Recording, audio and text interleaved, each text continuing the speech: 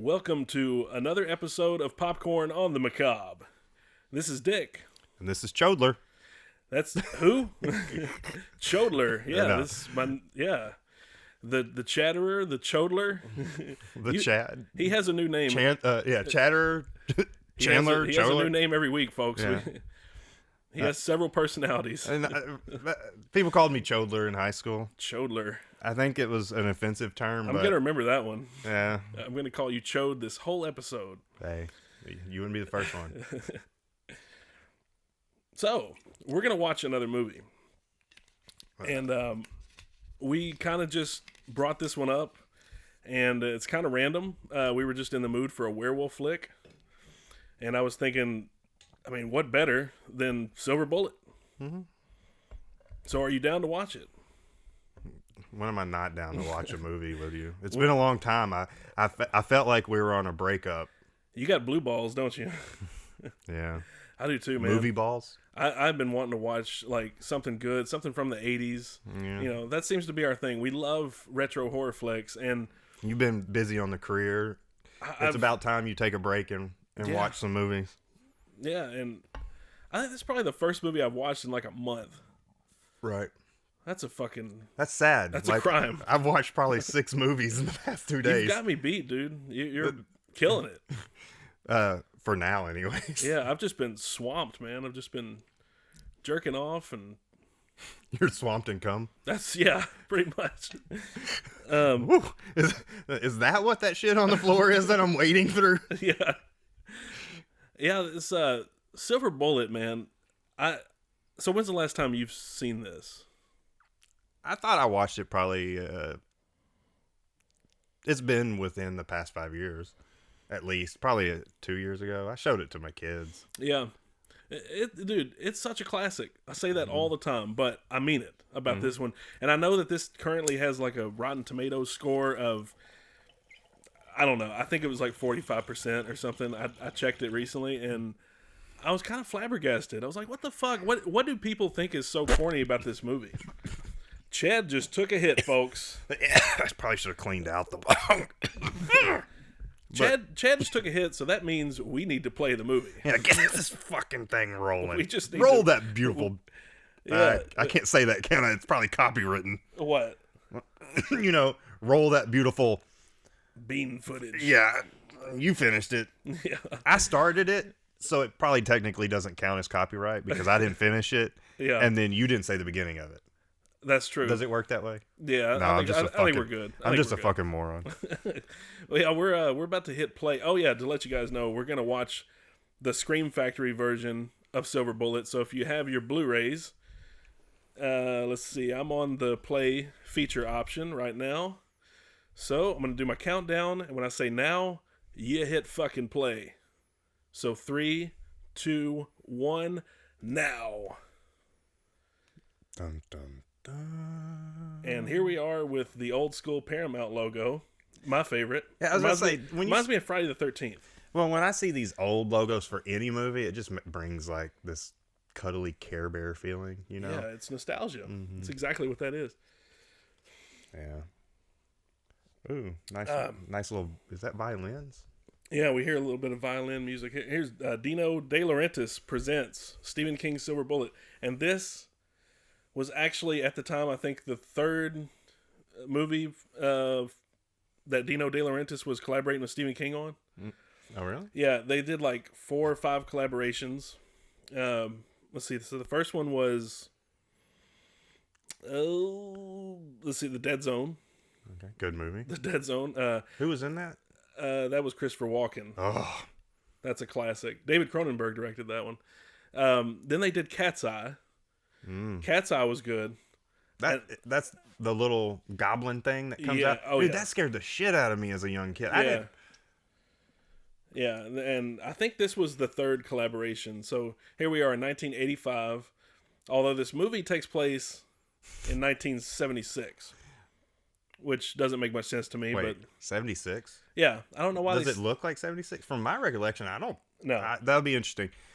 It looks like the 80s. Yeah, and we were talking yesterday on the phone, and I had said that this was maybe one of the first werewolf movies I saw.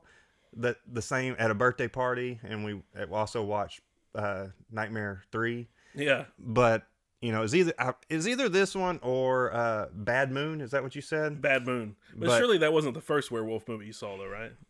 Dude, that I can remember. You gotta remember, dude. My parents had a chastity belt over my face. I wasn't allowed to watch a lot. I know you weren't. Uh, Your parents wouldn't let you watch shit, dude. I feel sorry for you sometimes, man. No, dude, I'd have to sneak, and they didn't even like when they caught me sneaking watching HBO, like freaking Clockwork Orange and shit. When they started noticing that I was watching these movies, they just got rid of it, and they were like, "Oh, we're not getting that shit back. It's too expensive." And that's when I went to pay-per-view and just started going 98, 99, 98, 99, and sometimes it would get stuck. Yeah. That's how it was for a lot of porn, evidently. You and then all of a sudden you might be able to see a distorted tit. You would just catch little glimpses. Screenplay by Stephen King. See, this was actually one of the first movies I think where he actually wrote the script for it. Well, okay, so he wrote the script for this, and you said what, the first? I think this was the first one that he wrote the script for. Yeah, and I'm trying to think. But this started out as a remember he wrote the novella, and it was only like 100 and something pages. Mm-hmm. And but it started out as like a calendar, because remember it was called Cycle of the Werewolf. Okay. And Silver Bullet, better name. Yeah, Silver Bullet's just got a better ring to it, but Cycle of the Werewolf was originally, it had the artwork of like Bernie Wrightson. Like he was doing like a calendar thing where it's like every month you would have oh shit. 4. Yeah. But yeah, he would have like a calendar, and for every month out of the year, I guess Stephen King was supposed to do like a short little vignette every month. And but then Stephen King, apparently he loves writing, so he just kept on writing shit, and he was like, well, this is gonna be too fucking long for a calendar, so I'm just gonna do like a novella. Ended up being over 100 pages, and then Bernie Wrightson did the artwork for it, which was fucking awesome. Was that the artwork, or was that Scream Factory artwork at the beginning on the screen? I don't know who did that. Yeah, but it was the Scream Factory artwork. Yeah. Bernie Wrightson is dead now. He died in 2017, but he was the co-creator of Swamp Thing. Now, you mentioned that Stephen King loved writing. Oh yeah. Are you sure he loved writing, or did he love cocaine? Yeah, he was on coke, I think, around this time, because this was probably, I don't know, maybe a year before he did Maximum Overdrive. I think he loved cocaine, and as a side effect of the cocaine was writing. Yeah. Oh yeah. Yeah, he was coked out of his mind around this time, dude. Who's the preacher, man? That dude looks familiar. The preacher. Okay, the dude on the right. Yeah, actor-wise. Well, that's Everett McGill. Okay. And I'll probably ask you that again, because I'm totally going to forget that name. Oh, he's the werewolf. Well, yeah. No, spoiler. I knew that. Well, when I said who's that guy, I was like, don't say werewolf. Don't say werewolf. But I guess if we're doing a commentary, people've probably already watched this. I hope people have seen this fucking movie by now. Right. But here we have Corey Haim. Rest in peace. Dude, he was awesome. Like, our childhood was Corey Haim and Corey Feldman, man. Yeah. It's funny watching another fucking Haim movie in a week, because earlier I watched fucking Lost Boys, or it may have been last week, at the end of last week. Yeah, you did watch The Lost Boys. Dude, that's my favorite. Cool, that's my favorite vampire movie. Is it number 1 for vampire movies? Salem Lot's probably second.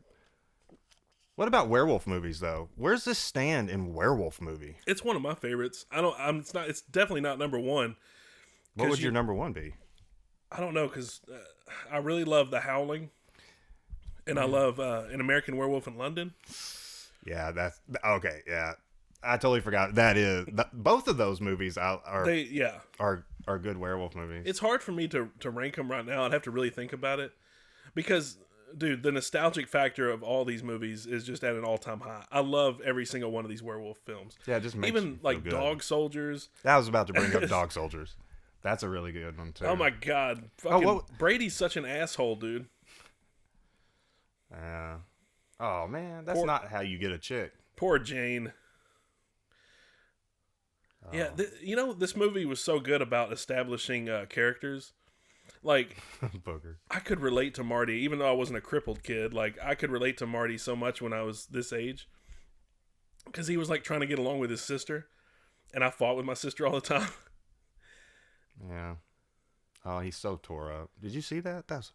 He was so Good sad. acting from Corey Haim. My heart feels for this kid. I felt sorry for Corey Haim in real life, man. He just got sucked into the Hollywood machine. Yeah. Oh. Whoa! Yeah, a little subplot here. I can't remember this chick's name, but I think this was the only movie that she did. And but this is the chick that's like, she's like, I think she's wanting to get an abortion. Mm-hmm. And of course, Reverend Lowe makes her pay for that shit. Oh, that was Reverend Lowe, or no, Reverend Lowe's the werewolf. Yeah, but that I guess was her husband or boyfriend. Yeah, dude had way too much testosterone going. Bitch, oh man, yeah, he was. What was going on there? He was a little overacting there. Now this mom, if people who don't know, for horror fans, they might know this chick. The mom, what was her name? Robin Groves. She was in a movie called The Nesting. Okay, is that the Roach movie or Bug? It's a Bug movie. No, it's about a. I just remember she showed her tits in it. That's one thing I remember. But it's about a writer chick. And it's the mom here. She plays a writer with agoraphobia, and she moves out to like the country in like this brothel house, and she starts seeing like ghosts of prostitutes, like old prostitutes. Totally, probably not the movie I'm thinking of.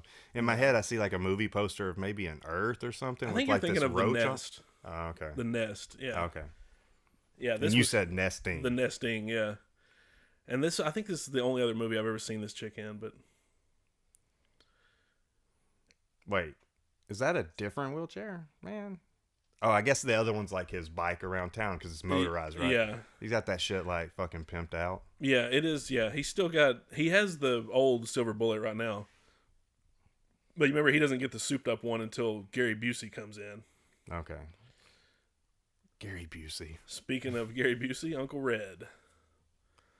Now this chick, Megan Follows, I think it's her name. Yeah. Sorry, Megan Follows, but people may recognize her. She went on to do a lot of theater. I don't think she went on to do a lot of films after this, but people may know her from Anne of Green Gables. Mm-hmm.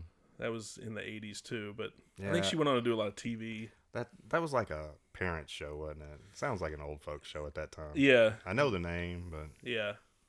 It's like, what's the other one? Good Night, John Boy, what is that? Yeah. Waltons. The Waltons, yeah. Waltons, Anne of Green Gables. That shit sounds like all old folks shit. Right? I didn't watch Anne of Green Gables, but I do remember it from my childhood. It's like one of those shows like Little House on the Prairie. Like I knew it was on, but I never really watched it, you know. So I love this scene right here. I always thought this was like so just heartfelt. You know, it was like you can tell Marty really feels bad. Like he wants to get along with his sister, and she just like fucking hates him. She's calling him a booger and shit all the time. Right, but I mean, he did do something, and she fell in the mud. It wasn't him. It was Brady. Oh, it was his friend. But you're guilty by association, right?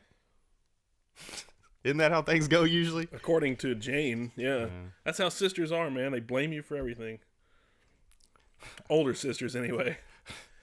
How old do you think the character in the movie is?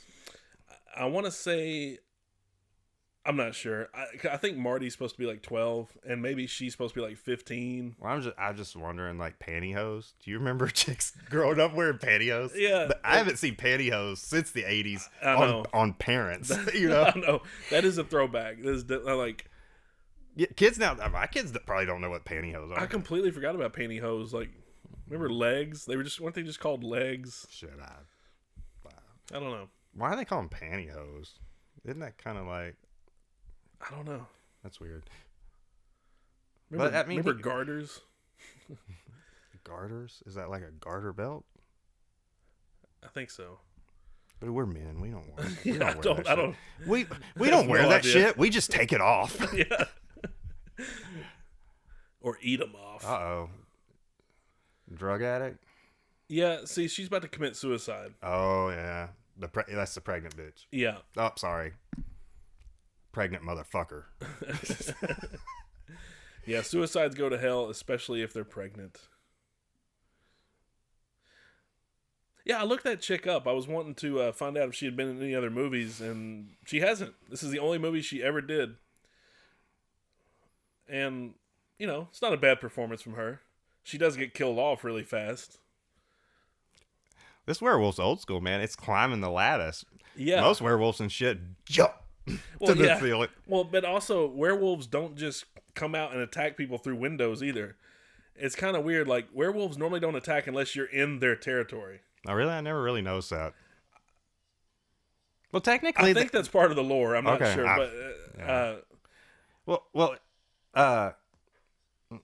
Whoa. Yeah. Killer special effects. Oh, I imagine I will talk about that suit later. Yeah, and I'm not joking. I know a lot of people hate the way this fucking wolf looks. It looks pretty good right here. Right here, yeah. You're not seeing a whole lot It's of a lot of quick cuts. Yeah. And did you know that this movie was originally directed by Don Coscarelli, the director of Phantasm? Oh, no. Yeah.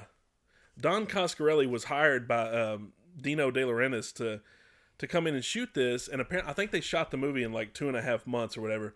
But Don Coscarelli, they couldn't figure out what they wanted the fucking werewolf to look like. So Don Coscarelli, here we go with Terry O'Quinn, the stepfather.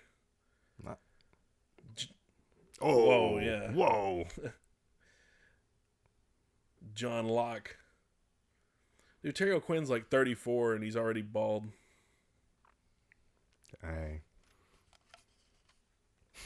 But anyway, yeah, so Don Coscarelli... Did he just admit that he told the dude to fuck off after he hung up? He's like, it was all show for that guy. Yeah. So Don Coscarelli... I'm sorry, I'm getting sucked into this movie. So Don Coscarelli, he was directing this movie, and I think he directed all the non-werewolf scenes. Okay. So, like, Don Coscarelli, for instance, he would have directed this scene, maybe.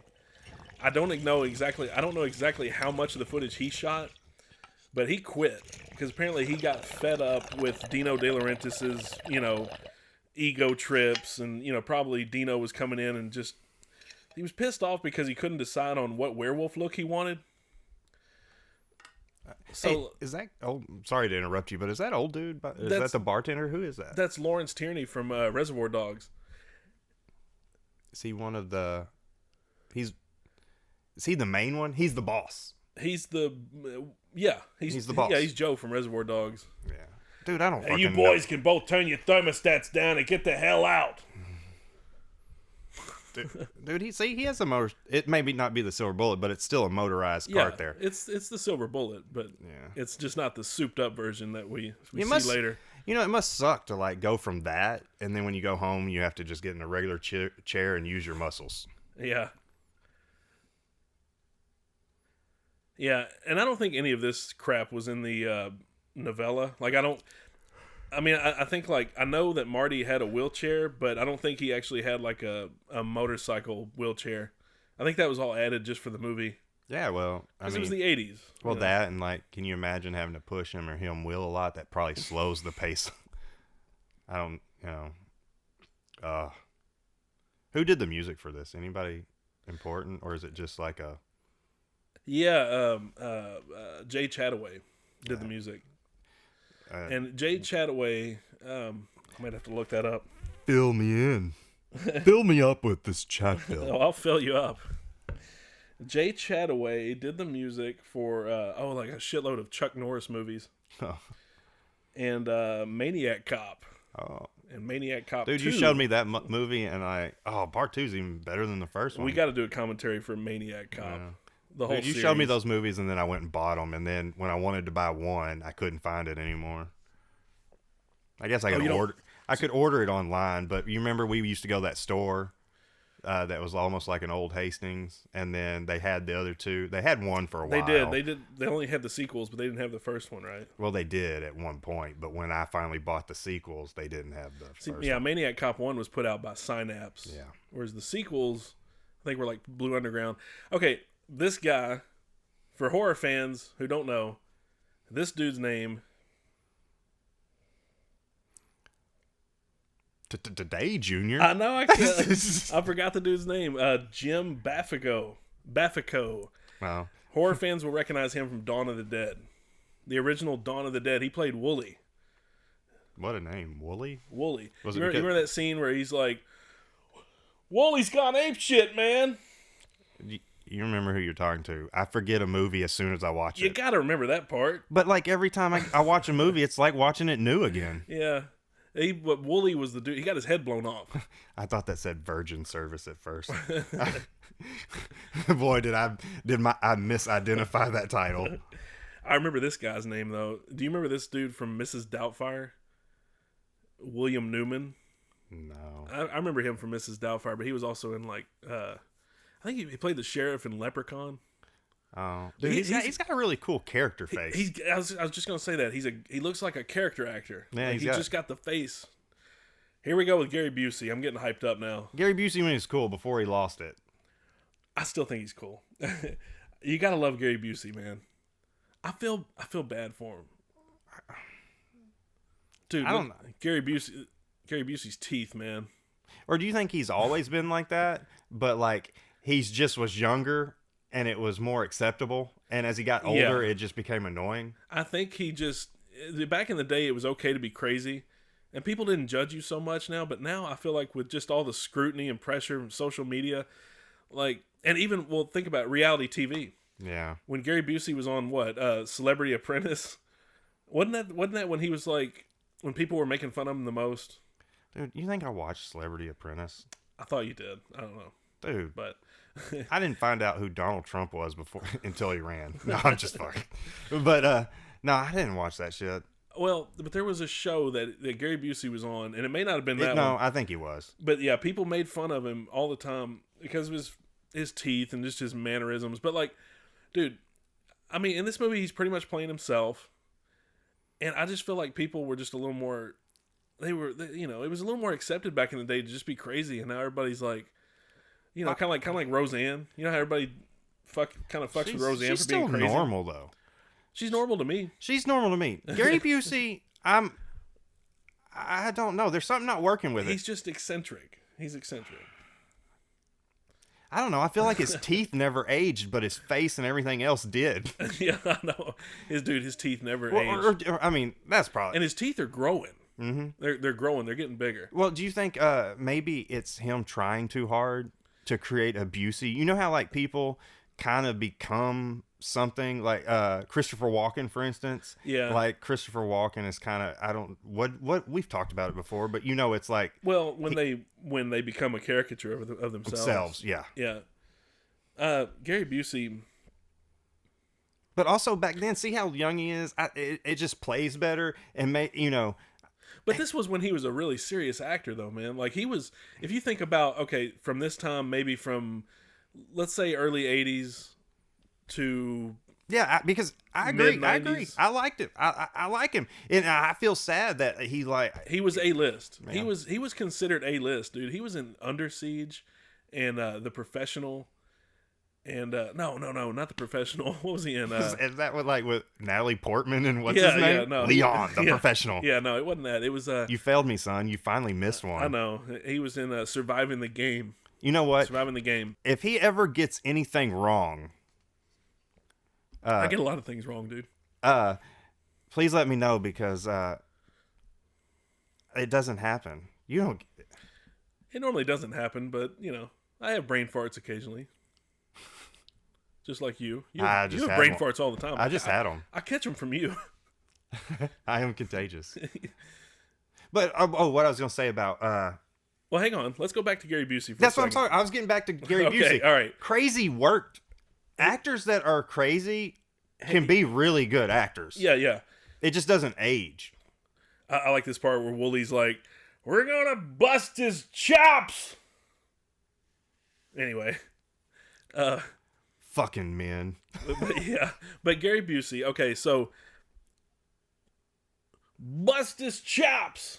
I'm sorry. That's so funny to me. But okay, so Gary Busey, going back to him, he was in the Surfer movie in '78, the one that directed by John Milius called Big Wednesday, and I he's haven't like, seen that one. yeah, well, that one and a movie called Straight Time. He's like really dramatic. Like you can tell, like this dude is a really good actor, and even in this one, I think he took the role because he had a kinship with Uncle Red. Like he wanted to play a real drunk, and I feel like he does it like very effectively. And they let him ad lib. He completely went off book. I would almost think you couldn't stop him from ad libbing. Probably not back then. Well, I think period. I think that's probably part of his shtick. Yeah, and I just miss like people allowing other people to be crazy, especially if they were just eccentric artist types. Because Gary Busey's an intelligent motherfucker. He just looks like he's crazy. Yeah, he's gotten older. He is smart. Yeah, and he got in that fucking bike accident too. Remember that? And I can't say he's not entertaining. Yeah, he got in a bad bike accident though, man. His face is all jacked up, or it was. He had to have that. I didn't know that. Yeah, reconstructive surgery. I didn't know that. I just probably figured he took the same drugs that Corey Feldman did. Probably did. Because they're kind of in the same box now when they make movies now. Corey Feldman or Corey Haim? Feldman, he was a good actor as a kid, and then look at him now. Like, did he get bad on drugs though, or was it just? I don't know. I was just making like like one of those like stupid little like, oh, I guess he's took the same drugs that Corey Feldman because they fell off and they're crazy. Yeah. Yeah. I guess is that a metaphor or just a joke, I guess? That's an observation. Yeah. For sure, because Corey Feldman, he denies taking any drugs, but it's like he's on something. And it's kind of hard to say if Gary Busey, I think, enjoys the juice. I think he's an alcoholic. He may be on the pills. I don't know. Aren't we all? Yeah, I think everybody's medicated that shit crazy nowadays. I just thought Xanax was something new, but if you watch movies, they're like, oh, they're taking Xanax. Yeah. Whoa. Now, I got to talk about the special effects before we get too deep into this movie. I think I remember this this is one of the scenes I vaguely remember from the childhood. Because it was scary. Yeah. Fuck that. Yeah. This scene was creepy when I was a kid, even though I hated this guy and I wanted him to die. These scenes were very intense. But okay, so the guy who designed the werewolf is a guy named Carlo Rambaldi, and he designed the King Kong in the remake of King Kong, Dino De Laurentiis' 1976 version of King Kong. So he was a lot younger. Yeah, considerably. Yeah, and he went on to design E.T. He worked on Jesus Christ.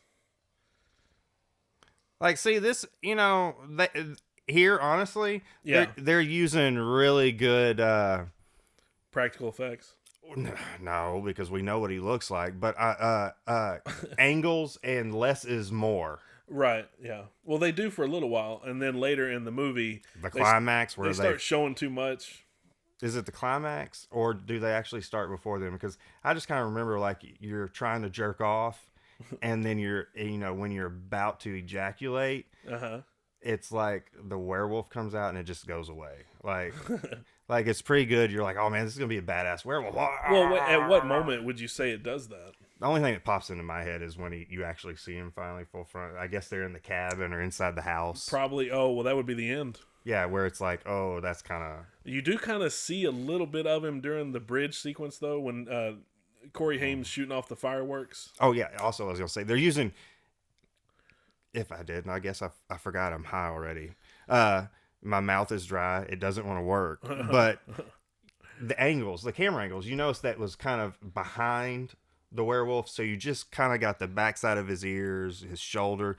And are you talking about the scene we just watched? Well, yeah, how they used the angles that made it scarier to me. And then when because you're not seeing the bear. You're not seeing the like bear. I was about to say like muskrat or something, possum. Yeah, so I call him the bear because he looks kind of cute. And I think they even used real bear fur for that costume. Well, I was about to ask you, since the guy that designed this did King Kong actually look like King Kong? Yeah. Well, Carlo Rambaldi, dude, he's legendary. I just think that this movie, I don't know what happened because people shit all over the way the werewolf looks, but I think it looks pretty different. It looks pretty unique.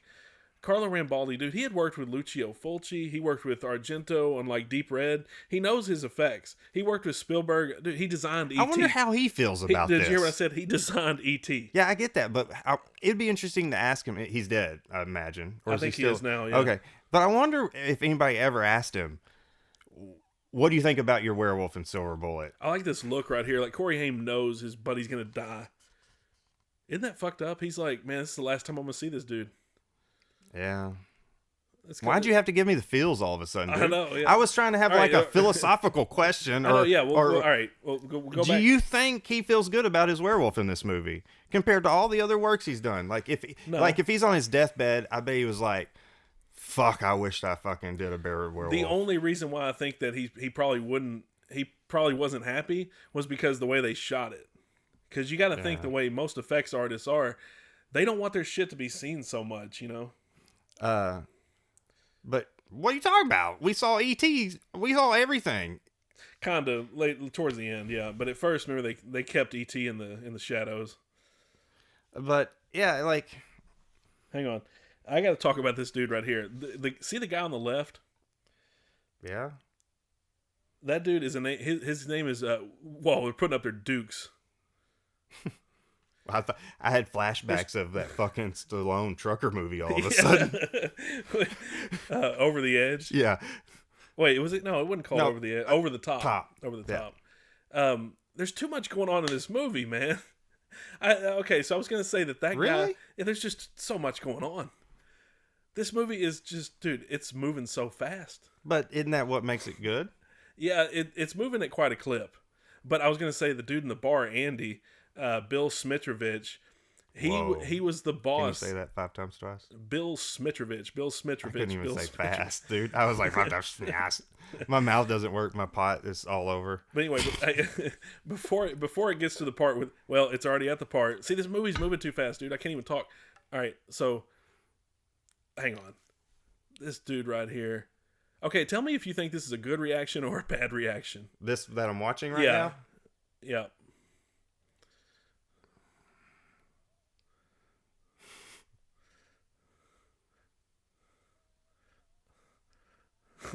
I'd almost say he's in shock, but he's kind of also happy at the same time. Okay, well, a lot of people make fun of that, but when I was a kid, it kind of disturbed me the way he was like he couldn't accept it because he just saw his son all mangled and clawed, you know, and it's like, I thought he's a good actor. Like, it was all right. There was something. It was maybe a little overplayed. I can't say it was great. It wasn't great, but there's something about it that's kind of disturbing because the camera stays on his face too long. But well, at one moment it seemed like he almost like cracked a smile. Uncle Red's like, can't get inebriated here. Gotta wait. Oh, okay. Anyway, it'd be the perfect place. You're at a funeral. Yeah. Back to. Did I just condone drinking? Dude, I drink at funerals. I drink at weddings. Yeah. I drink everywhere. But okay, so Bill Smitrovich, who plays Andy in this movie, he played the boss. He played the boss in Ted. Remember Ted when Ted's getting the job at the grocery store, and he's like that's because everyone's mouth is usually full of your wife's box. Wait, so, and he's like, you're hired. And he was the dude in the bar? He was the guy in the bar. That was Ted's boss from the grocery store. Does he not even look the same? I'd have to rewatch Ted because the dude I'm thinking of, man. Well, this movie was like 30 years before Ted, so yeah, he's considerably older. I guess I didn't get a good enough shot of his face. Well, you'll see him again. Okay. But for those who don't know, I thought that was what's his name, RoboCop for a second. Peter Weller back there. Yeah, that'd be awesome if he was in this. That'd be too much awesomeness, though. I know. Peter Weller around this time would have been doing a movie called Firstborn, probably.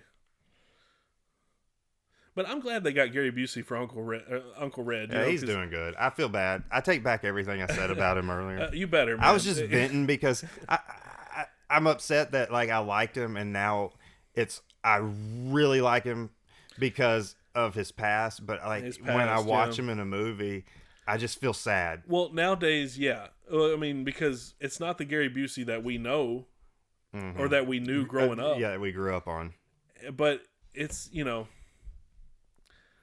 I wish Jake Busey would do more movies. I don't have that in my head. Let's translate that. That means I can't picture. Not a big fan of Jake Busey, are you? I don't even I know the name, but I can't put him to anybody. Well, he was in Starship Troopers. That doesn't help. Okay, he's the guy with the teeth. That still doesn't help. He's got teeth just like his father. I just remember 3 characters from that: Denise Richards, the guy that fucks Denise Richards, and Doogie Howser. Yeah. That guy. Okay, that's Ted's boss. Okay, that's not who I'm thinking of then in my head. Remember where he was like, "Nobody's ever talked to me like that before." Yeah, I remember the scene. Don't remember what he looked like, but I had an image of like maybe it wasn't Ted's boss, but Mark Wahlberg's boss. Yeah. I'm not sure. It doesn't fucking matter. No, that was a different dude. Archie Bunker. Whoa. There's a lot of testosterone in this Well, yeah, scene. a lot. Dude, there's a lot of testosterone in the whole movie, dude. They're like shouting everything. I know. Terry O'Quinn. And everybody looks like they could kick ass, to be honest. And everybody has like a badass monologue Is that in Rocky's this scene friend too. there? Dude, Terry O'Quinn at this time like was already like a good established actor in my opinion. Oh yeah, dude, you turned me on. I guess I recognized you turned me on to him, by the way. I hope I did. Well, I've probably seen him, but when you showed me Stepfather, it really I was like, oh man. Which was 2 years after this. Whoa, Lawrence Tierney getting rowdy back there. Can you imagine having a town full of alphas? Well, it would pretty much be like this. Everybody would be gathering at the local bar, getting all inebriated, crying and shit, and waving their dicks around, their guns. And it's like, is this supposed to be in Maine? Or is this like in the South? I don't get a South feeling from it. Well, it's weird because like I detect Southern accents at times, but like I want to say that this is Maine because the town is called Tarker's Mills, and I think that's one of like Stephen King's fictional places, kind of like Derry or I thought Castle Rock. I mean, I just assumed, I could be wrong, that he just kind of wrote stories in that general area. It could be the outskirts. I bet they've got some country somewhere. I don't know. Yeah. Oh, they do. Yeah. Stephen King loves his small towns, man. Dude, that guy reminds me of Archie Bunker so bad for some reason.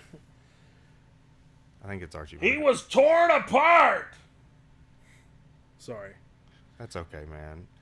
I recognize... Remember this dude from The Verdict? He's really... No, I was... What? He's a good actor. Even though he did that little orgasm thing earlier. Well, no, I was sitting here thinking, man, dude, I wonder if those are real tears or did they put that shit in his eyes? Because, man... But he's good right here. Like...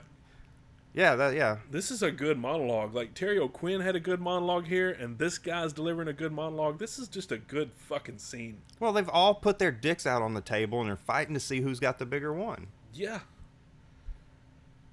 And look at Andy back there. He's just ready to go. Look at the dude that's got, like, the hat way too low. Yeah. He's like... Look at the chick with the earmuffs on. Inside. Yeah. It's probably because they were saying cuss words. And it's kind of weird to see Lawrence Tierney just like hanging out in the background, you know? You'd expect him to be running shit. Really? It's just weird for you, but I have no clue who he is. I'm sorry, it's Lori. The Reservoir Dogs guy. Oh, yeah. Oh, yeah. Dude, my tongue How isn't soon working. you forget? It's called a beer and... And Everett McGill. Have we even talked about Everett McGill yet? No. Well, maybe. Remember, he was in The People Under the Stairs. He played. That guy. Yeah, he wore. Say preacher when you say. Give them. I can't ever remember the names. I remember them by like their faces or what position they have. Yeah. Not their actual characters in there either, though. But sorry. And like Reverend Lowe. Dude, I'm a little. It's hard. It's hard to actually do this and try to talk because I keep getting pulled over. Oh, I'm very engrossed in this movie. I don't even want to do this commentary anymore. Dude, that guy right there, man. I want to root for the guy that has like the little yellow and blue toboggan, and he's got the little glasses. He's kind of heavy set, and you really. Oh, he's the guy that makes lemonade in his pants. Oh yeah, is he? Yeah, dude, he has like that flashlight in his hand. He's smacking it. There goes earmuffs. I think he's the one that gets all scared and shit when they're in the fog. Yeah, he looks like it, dude. And what's crazy is this is like the scene where they established that the Peacemaker is going to be the werewolf's weapon. Like, I always thought that was kind of weird how I don't judge the movie. I know there's a lot of people that hate the idea of the werewolf using the bat, but I kind of like it. It's, okay, well, I had totally forgotten. Yeah, when the wolf grabs the Peacemaker, and I think he kills like fucking 3 people with it. He loves using that bat. I will say that is a little odd though when it comes to werewolves. I bet it's the only time it's ever been happened. Dude. It makes you laugh. Like when he first uses the bat. I remember when I was a kid, like it was that moment where it was like, fuck, do I want to continue to watch this? Or like I thought it was kind of goofy, but it made me laugh. And then like later on, I think he uses it on the sheriff too. And I'm like, well, I guess this werewolf just likes using bats. I don't know. Even though he doesn't have to, because he straight up decapitated the dude with his claws at the beginning of the movie. Maybe he's trying to frame somebody or something. Maybe this werewolf has like, Is it weird? Is it weird what? I fucking forgot. Just to let you know, dude, guys. did he just fucking get that guy stuck in the trap? He's like, he takes it off and now they're two trapped. It's like the worst. Watch each other's back now. Yeah, this was a good scene, man. This was like, I would say this is the climax of the movie. Where are we at? We're like, what, 30 minutes in? 39 minutes in? No way, really? I think that's what it says. 39? Yeah, probably. Let's see. Yeah, about 40 minutes. So you're like a premature climaxer. Well, I mean, this movie's what, like an hour and 20 minutes, maybe? Okay. This would be about right. I think, like... So, are you just calling it the climax because he beats a bunch of people with bats? Or is this where they realize there's a werewolf? Now that I think of it, I would have to say the most climactic moment is when Corey Haim's getting chased by the preacher. I don't know. There's a lot of good. Now that I think that poor guy has no chance. Oh, I know, dude. I'm sorry. I'm making so much fun of that. I don't even remember if he dies. Sorry. I think he dies. I think all these people die. Well, they should, except for whatever his name, Apollo or whatever. I don't think he dies though, Andy, because he like shows up in the. I think he's like in the barbershop later. He's got, his mustache and everything. Hey, the only guy I see, you gonna make lemonade in your pants? Andy, I guess, right, is the guy's name with the cool chops and everything. Yeah. All I see is the dude that plays alongside Sean William Scott in The Goon. The one, his arch enemy that he has to fight. Who is that guy? I think he also plays Ray Donovan. Liev Schreiber. Yeah, that's all I see. Like I only see Liev Schreiber there. Yeah, probably because the mustache. I'm gonna have to, after this is over, I'm gonna have to look up him from, or I'll do it right now from. Okay. From. What was the movie? Look at Steve Buscemi here. He looks like a cross between Steve Buscemi and Grandpa Joe from Willy Wonka. Yeah, dude. Anyway, what were you can't make fun of Steve Buscemi or bring him into anything. Steve Buscemi is sacred territory with me. He's one of my favorites. One of my favorites too. You got me really excited. That's why I brought him up. Well, when I looked up, I was really expecting him for some reason. My brain was just... Even though he has nothing to do with this movie other than the fact that he ties in with Joe from Reservoir Dogs. Whoa. Did he just shoot his gun? Dude gets grabbed and he shoots his gun? Like over there. Whoa. Oh my God. Now, what is that? Now, those special effects are not that good. Was that supposed to be a head? Yeah. Those effects are a little questionable. Well... See, okay, this is the part. I always thought this was kind of laughable. But yeah, it's played for laughs, though. It's played for laughs. I'm not a fan of when movies do that. This movie was scary up until then. Well, don't change the tone like that for me, man. I don't think it. My heart is. Well, I'm also high and have tachycardia now because of some of the things in the start of this movie. But right there, it just like it almost brought me down. I'm kind of sad. Well, to me it didn't change tone. It just had a little bit of a humor spot there. Like it just kind of like makes you laugh. See, it doesn't change tone. The reason why I say that is because this scene was scary as shit. Well, right, but I guess do you remember this scene? This is like when everybody in the fucking congregation like turns to wolves. No, this was really disturbing to me when I was a kid. So you can't say it changed tone just because. Well, I'm not gonna say. Well, maybe tone was the wrong word. Like, I don't know. I feel like you're playing a straight movie, and it's hard for me anyways because you know how I feel on comedies. It took me a long time to come around to comedies. Yeah. So like when I read things or when I want to see things, I want to straight. You know, if it's got that one tone, a serious tone or a horror tone. And you all of a sudden bring in something like that. Yeah. And maybe it would have played better had the special effects been there. It's not overly goofy, though. I see what you're saying. The special effects make it overly goofy. Yeah. And they didn't make that scene comedic by doing those special effects so bad. The special effects are just dated, though. You know, that's dated. That shit that's like probably a balloon what makes it a little with more paint laughable. Because when I was a kid, I didn't laugh at that shit. Like I may have laughed at the bat part. Look at this dude; he is transforming as we speak. Well, okay. He was torn apart. See, this is pretty scary, dude. Yeah, but I will say that last scene was a mark on me. It was kind of campy. It was a mark. But now it's like, okay, now we're back to the horror. But these fucking things look better than the one that we see later. Yeah. And apparently I think they shot this with like 70 people all crammed into the church, and they shot it from all these different angles to make it seem like the church was filled with these things. But it's pretty good. The special effects are pretty good right there. Yeah, but it still does not. That's a letdown for later. Yeah, I will say that these special effects do not compare to what Rick Baker did in American Werewolf in London, or what Rob Bottin did in The Howling. Because though you actually see those transformations on screen, and they're fucking real. They're visceral, you know.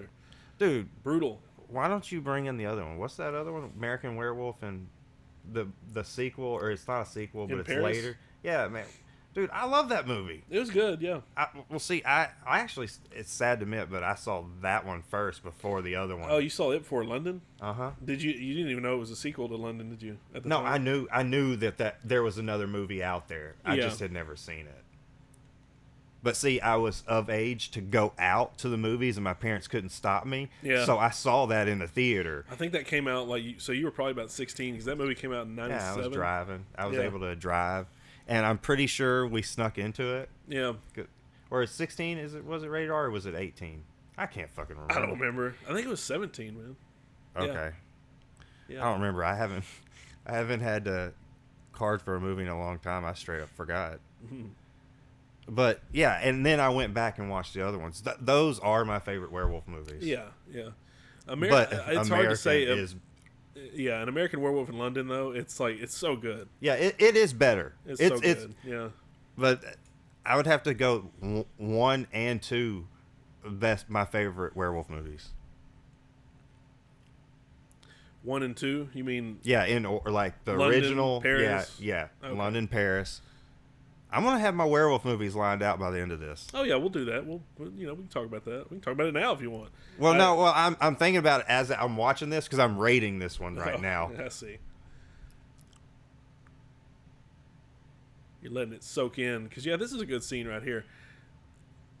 I love the dynamic between Corey Haim and Gary Busey. I don't know if they were like really close in real life, but I know that I know that Corey Haim supposedly became friends with Jake Busey on the set, and they were like skateboarding together and shit, and they were about the same age, and I think this was around the same time where Jake Busey was like, you know, talking about being an actor, because he was kind of jealous of what Corey Haim was getting to do.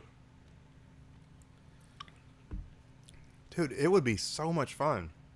And you know, when you're younger like that, you don't really have all those like insecurities. So you could totally get into this. Like you're not corrupted yet either. Like Corey Haim hadn't been corrupted by the system. You know, this was probably before. I want to. This maybe probably the same year as Lucas. Here we go with the Silver Bullet. That's a fucking great uncle. Yeah, dude. I wish I had an uncle like Uncle Red. You know, that I could drink with. Dude, I just want an uncle that I can drink with, and he fucking says Chinaman to me. Dude, did I miss a Chinaman? Yeah, he said it earlier, man. Dude, I always say Chinaman. I missed it. He would totally be canceled for that nowadays. Yeah. Yeah, this. Can you imagine the feeling you probably got when you first saw Silver Bullet? You probably got so jealous. Especially the part where he sneaks out at night. Mm-hmm. He like when it shows him like come down he's like climbing down the house, and he fucking jumps on his wheelchair, you know, and he just like fucking takes off, and it's like the middle of the night. Dude, he's sneaking out. It's awesome, man. It's the kind of stuff that every young boy dreamed about. You know, and I bet he smells freedom. I don't. Whoa. Yeah. And it was just great having movies like this, even though you said when it come out. This came out in 85. It was 85. Filmed in 84, released in 85. So see, there was no way I saw it then. No. But like when I did see it at my friend's birthday party, because I'm pretty sure it was this one now. Because like I said, I get it mixed up with the other one. I probably saw it 5 years after it came out, maybe 90. It's just crazy to think about. It would have been in elementary when I watched it. Yeah. I mean, I was still a young dude when I watched this, but definitely didn't see it when it first came out. Dude, I remember. But, you know, a lot of these movies were still relatively new when we were, well, you know, even in the early 90s. Well, dude, this movie, I'm pretty sure it was this one. Or Bad Moon. Any which way. It scared the shit out of me. Bad Moon, yeah. And like, and then I saw my first Freddy movie, part 3, you know, Nightmare 3. And I was terrified, dude. I woke up and looked out like it was like a window, a bay window. Yeah. And like the shadow. I swear, dude. I swear it was Freddy's fucking head and hat was in the room. Like in the shadow. Like he was outside and it was larger than life. And dude, it scared the shit out of me. Yeah. And so but then I was a big nerd and like had to go home also when I watched Freddy's Dead at a party. Freddy's Dead. You had to leave on that one? Yeah, but it was a really cool one. I would have left just because of that night. Blows. No, dude, just because of that night, like I like that. It has a really like close place in me. Yeah. Well, I get really offended when people don't like it. Well, Freddy's Dead is fun to watch, but we'll save that one for another episode. But yeah, I'm trying to like really take this one in. Well, yeah, because it's actually a good family drama too. Like I love movies about King does family that good, relationships. Though. Yeah, that's King's thing. Stephen King is really good at giving you that small town feel, you know, where everybody knows your name. I just miss these days, dude. If this didn't have Busey in it, this movie would suck. I was just gonna say that. Like, I was just thinking how like he is pretty much what makes this movie. He makes this movie. I mean, you could say Corey Haim does too, but you could have hired just about any kid to play. I mean, I hate to say that, but I mean, Corey Haim is talented. No, you couldn't. Who back then? Well, you could put calm down. You could have put Feldman in here. No way. Feldman is too over. Like, rah, rah, rah, like this. He plays smooth. Feldman can't play smooth. I beg to differ, but Give me a smooth Feldman all movie. I'm saying is that Corey Haim doesn't make this movie. Gary Busey makes this movie. In other words, He steals it. well, he steals it, but you couldn't have this movie without him. Like, I feel like No, nobody at that time could have done this. Well, that was an out of focus shot, wasn't it? Yeah, it was a little fuzzy. Yeah, I'm being really critical while I'm watching this, by the way. Like, I'm looking at this through a critical lens. This review, Yeah, but you might be ruthless on this. My most ruthless review of a movie. You're not talking shit though. I mean, you're not you're not bashing this movie. Oh, but I'm gonna point out the things I didn't like. Okay. Like, my feelings on this have been hurt tonight. I'm really emotional. Well, like what? This movie's kind of gone down in my ratings. You're out of your mind, dude. I'm sad. You're gonna have to tell dude. me. I'm drinking now. You're gonna have. I'm drinking now. This movie has made me start drinking. We can save it for the review. Oh, it will be. You're making me want to. I have to finish the movie to continue to add up my sadness. Well, I mean, what problems have you had so far with this movie? The fuck, dude, it fell apart with the fucking baseball bat and whatever that excuse for a head was. I don't even know what I was supposed to be seeing then. So you're gonna judge this movie just solely on that? It really ruined my. That's a bad take, dude. I was smoking pot, feeling great, and now I'm drinking a beer. Well, if I drink, I'm sad. Maybe that just means you need to take another hit. Oh wait, hold on. Hold on. Because this part is really good. My dick is getting a groove with the music. Yeah, I was going to say, this is where it gets good. This is where... But... This is one of those climactic moments I was talking about here. Like, you know, when you were a kid and you saw this shit, like, dude, he had nowhere to go. His fucking wheelchair won't start up. I'm just so sad. They should have fucking cut that whole scene. In the woods? Yeah, they should have fucking... After the dude gets grabbed... Cut. You're out of your mind. Don't know what happens. You're out of your mind. No, that shit ruined that shit. That was a really good moment. I mean, I will agree with you that it wasn't like the climax. I was kind of being a little hyperbolic there. I said that was like the climactic, the grandiose moment of the movie. But it wasn't. I'll give you that. It was kind of cheesy. With the effects were kind of crappy. But still, it was a good scene. I wouldn't excise the whole scene. No, I'm really offended with the wolf using the bat. Well, you're gonna have to just live with that, dude. That ended up becoming kind of an iconic thing. They even put it on the cover art. You know, the Peacemaker bat. So you're not a fan of the Peacemaker, I see. Pissmaker. The Peacemaker. I gotta go piss now. I had so much beer. I will give you the fact that a lot of people they don't like that. They don't like the whole bat thing. But okay, well, let me say this too. He doesn't need to use a bat. Well, no, let me say, if he's a wolf. That bat didn't look like a real bat. Yeah, okay. If it looked more like a real bat, or Otis. Come on, Otis. You remember Otis? What movie was that with Otis? What do you want, like an aluminum baseball bat? Or no, a wood bat. That thing looked like Bam Bam's Club or something. Well, it's probably because it was made of foam. You know, it was. Yeah, but still, somebody could do better. Yeah. And then, what was that head? What was I supposed to be seeing there? Like, was that somebody dying, or was he changing form? What was I supposed to see? It was bad. I will agree with you there. It was very bad. They could have spent a little more money in special effects. But this movie had a lot of production problems.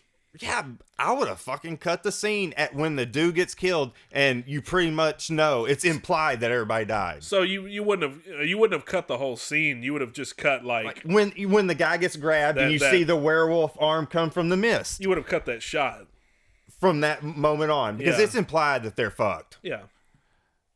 You could have just had the whole Jaws effect. You could have just had maybe a scream in the background. Like, I mean, I see what you're saying there, but I wouldn't have cut that whole sequence. I mean, that was a good sequence. Well, up to there, yes, I guess. Okay, let me narrow down what I meant. Yeah, that sequence in the scene. Cut at that. That shot within the scene. Yeah, it should have not gone to the bat. The bat to me didn't look. It looked comical. Well, yeah, but I think it was played for laughs. It should have been a real bat, and it wouldn't have been laughs. Okay, agree to disagree. But that was a good scene there. I like this part where Uncle Red's got some bitch with him. But the music also made that really intense. It did. You know? It did. It's really good music. I like Jay Chataway. He also did the music for a movie called Maniac, the one with Joe Spinell. Is that the movie where they were like guerrilla shooting and did that scene with Tom Savini? What is that? Is that Maniac? Yeah. Am I talking? Yeah. Is that the same movie? Mm-hmm. Yeah. Okay. Yeah. He did that. He did the music for it. Yeah. Oh, cool. Mm-hmm. I'll forget that later, by the way. So when we watch Maniac Cop, you'll be like, you know that movie I watched the other day? Yeah, The same guy did that music. Pretty sure. I'll remind you. Dude, you remind me of my life. So it's like, That's what I'm here for, man. yeah, your memory is like my home movie camera. This is a good moment here too, where like they kind of start joining forces. Well, this movie is good at doing the whole family unit thing. Yeah. I kind of, what? Oh, well, I was gonna say a lot of people don't like the voiceover of the sister either. I think it fits though because That was her. yeah, like she's narrating the story, and a lot of people don't like how she's the storyteller. Did she talk at the beginning? I've already forgotten. Yeah, she does like intermittently. She does this voiceover throughout the movie, and like I think it works because it's kind of sparse. It's not like fucking Morgan Freeman in what's the prison movie, The Shawshank Redemption. It's not like that. It's used when it's effective, but a lot of people don't like it just because she's not the protagonist. Marty is. But see, I've always kind of taken it like Marty is dead.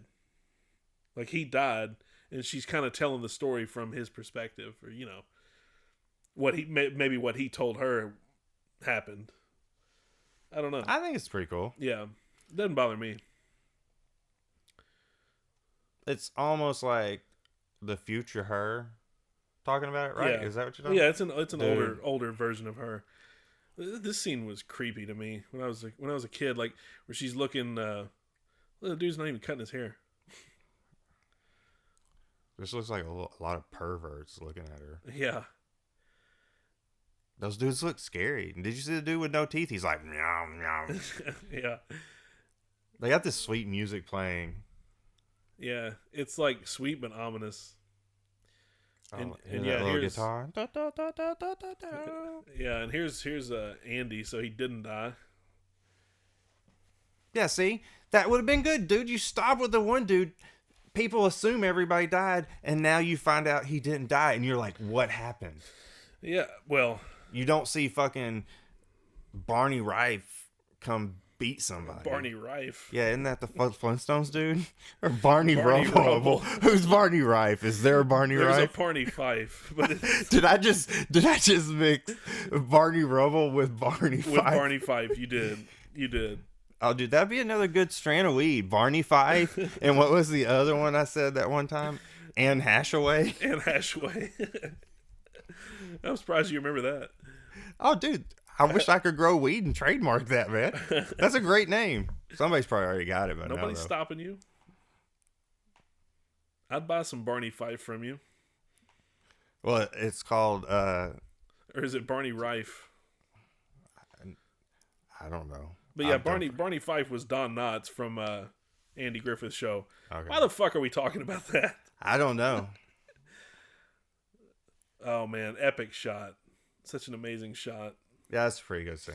This dude's really scary in the face. He's got really like a mean, hard, masculine, evil face. He's got like those sunken in features. That's what I thought made him really good in Twin Peaks and also People Under the Stairs. Dude, but isn't he like some crazy pervert in that movie? Doesn't he wear like a gimp suit? He does wear a gimp suit, yeah. Gimp suits are scary though. I know. They're black and shiny and All sexual. zippers and chains all over them. I just feel like I'm gonna get raped when I see somebody in one. I know. And you can't see who's raping you? No. This is another good suspenseful moment here. I want to say that Don Coscarelli directed this, and like, I don't know. They say that he directed the majority of the non-werewolf scenes, which I can kind of see scenes? that. Yeah, I can kind of see that because they have this nightmarish quality to them. And Don Coscarelli, he directed Phantasm, Bubba Hotep, Dude, Phantasm was so good. The Beastmaster. Yeah. Is Phantasm or Bubba Hotep? Which one were you talking about? Oh, Bubba Hotep's good too, but that's kind of a comedy, right? That's it's more. Phantasm, dude. I get a sense of that. I guess that style. The scenes I don't like, I guess, are the werewolf scenes. Well, yeah, I mean, that just doesn't look like. Well, I mean, see, Daniel, the director of this movie, is Daniel Atias. Dan Atias. Mm-hmm. He's who's credited. Mm-hmm. But supposedly he just directed all the werewolf stuff. So that may be the reason why this movie may feel a little weird to you. Casting was really good on creating they did just a really good job on this casting. Yeah. It's a good cast, good camera angles. But okay, back to what was the other movie that this dude did that you think that shot these scenes? Don Coscarelli? Yeah. He did he did Phantasm, Bubba Hotep, okay, Phantasm. The Beastmaster, but he did John Dies at the End. Remember that one? Oh, dude, that's a good one too. That's with the flies and going off to the fucking was it dimension or hell? It's a wild movie. I can't even dude, that movie is. I can't even sum that movie up in words. But yeah, that's a good one. Don Coscarelli I want to say they hired him because of Phantasm. Because this movie has a lot of the same qualities, and I can't describe it. It's kind of ineffable, but it's like you get the feel. Phantasm, dude. You kind of get the same feel. Is it wrong of me to say that I don't like any of the Phantasm movies? Except for the first one. The first one. Yeah. There's only one Phantasm to me. Yeah. And it's so... Even though Don Coscarelli directed all the sequels, I feel like the first one just kind of knew what it was supposed to be. And they tried to expand on the whole legacy. And that shit got stupid. It got a little goofy. I couldn't keep up with it at times. It's more science fiction than it is horror. You're gonna hate me for this, but it went all 2000 Space Odyssey or whatever. No, I disagree. Yeah, I do. I do. Bad take.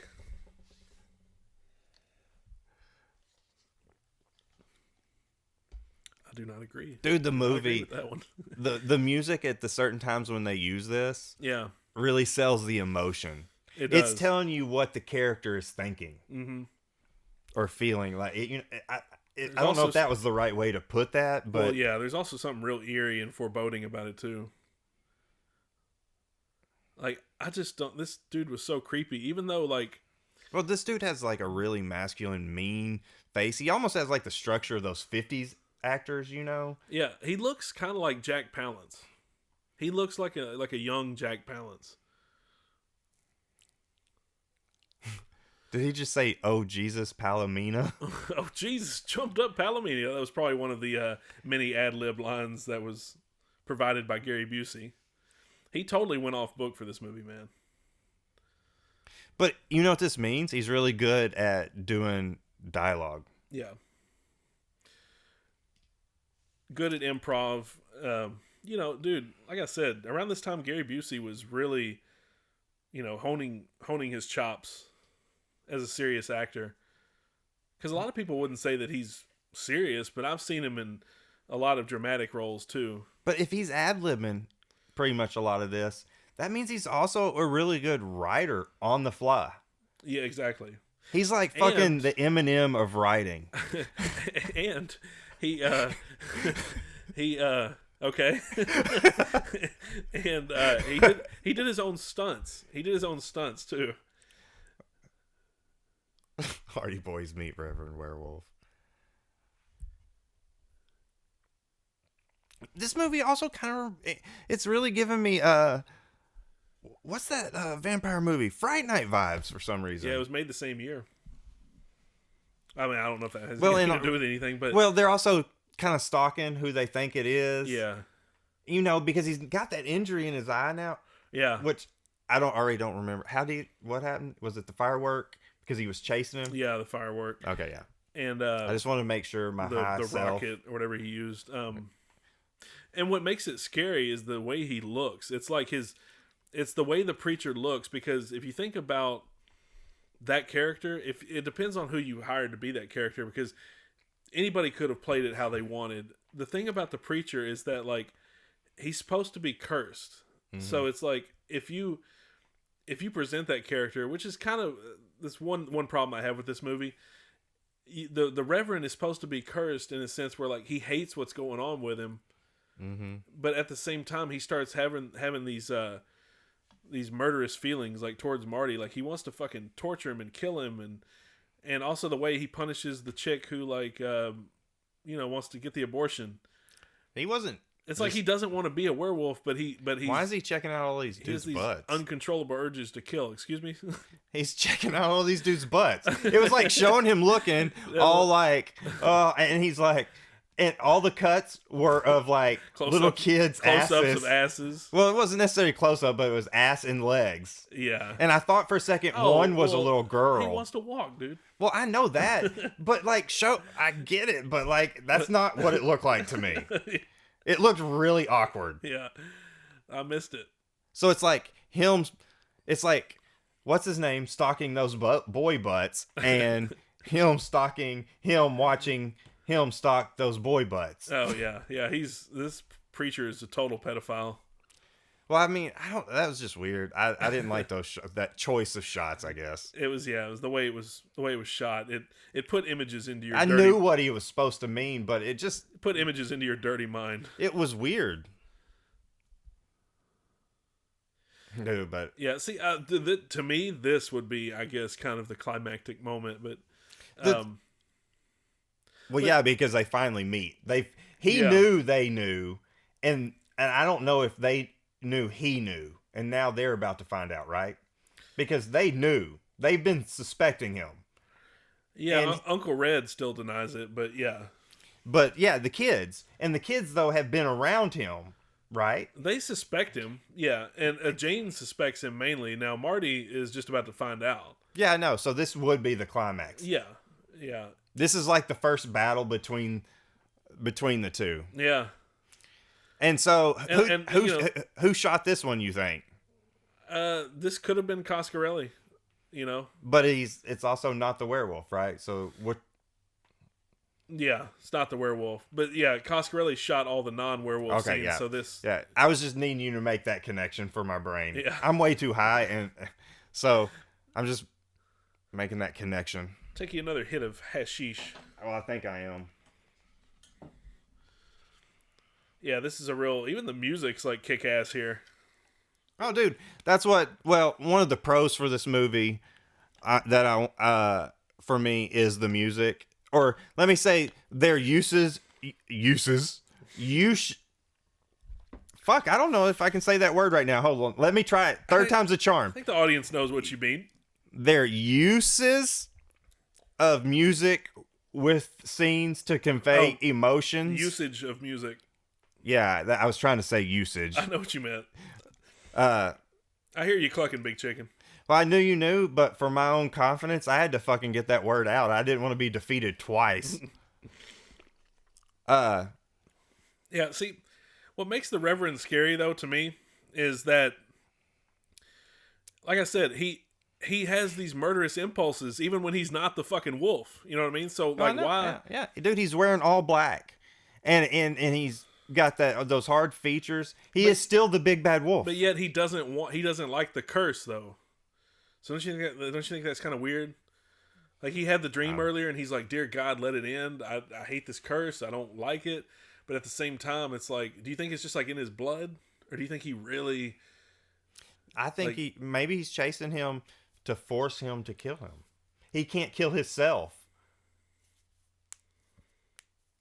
I don't. Am I connecting with your thing? Let's say that. Okay, you said he doesn't want it. He's conflicted with the curse, right. But he's now chasing him. Like most werewolves, like Lon Chaney and the Wolfman. He didn't want to become the wolf. Mm-hmm. And even in American Werewolf in London, that David guy, he didn't want to be the wolf. Mm-hmm. And when he wasn't the wolf, he was a good dude. Mm-hmm. This preacher, when he's not the wolf, he's still a creepy motherfucker. Right, but he had that crazy dream, right? Yeah. And you said he said, "Dear God, let it in." Yeah. Okay, So maybe he's like, they kind of know, and he's like, I want to attack this kid. It's like murder suicide, or you know how it's like suicide by police. This one's like suicide by ham. You think Ham? Did I just call him ham? Yeah. So you think he kind of has like because they know that he's on to him. Mm-hmm. Or it might be just survival. He knows they're on to him. That's why he has these murderous impulses now. Like he's just saying, "Fuck it, I got to kill these people." Right, but he also said, God let it in." So maybe he's going to try to kill these people, but maybe deep down he hopes they get him. Right? Like a death wish. Because he wants, like I said, death wish or whatever I said earlier. He wants them to stop him, maybe. Right. But I don't know. He seems really pissed. It almost seems like if you listen to his dialogue, maybe. But even though I'm also just looking at it. Would you say that maybe it's a survival thing? Well, yeah, that's like kind of what I was thinking with like the fact that since they've caught on. Jesus, Corey Haim is screeching. Yeah, that is it. That is it. This movie is louder than my dad right now. But, I think that's just what it is. I think that is what it is. It's like he has to. It's survival.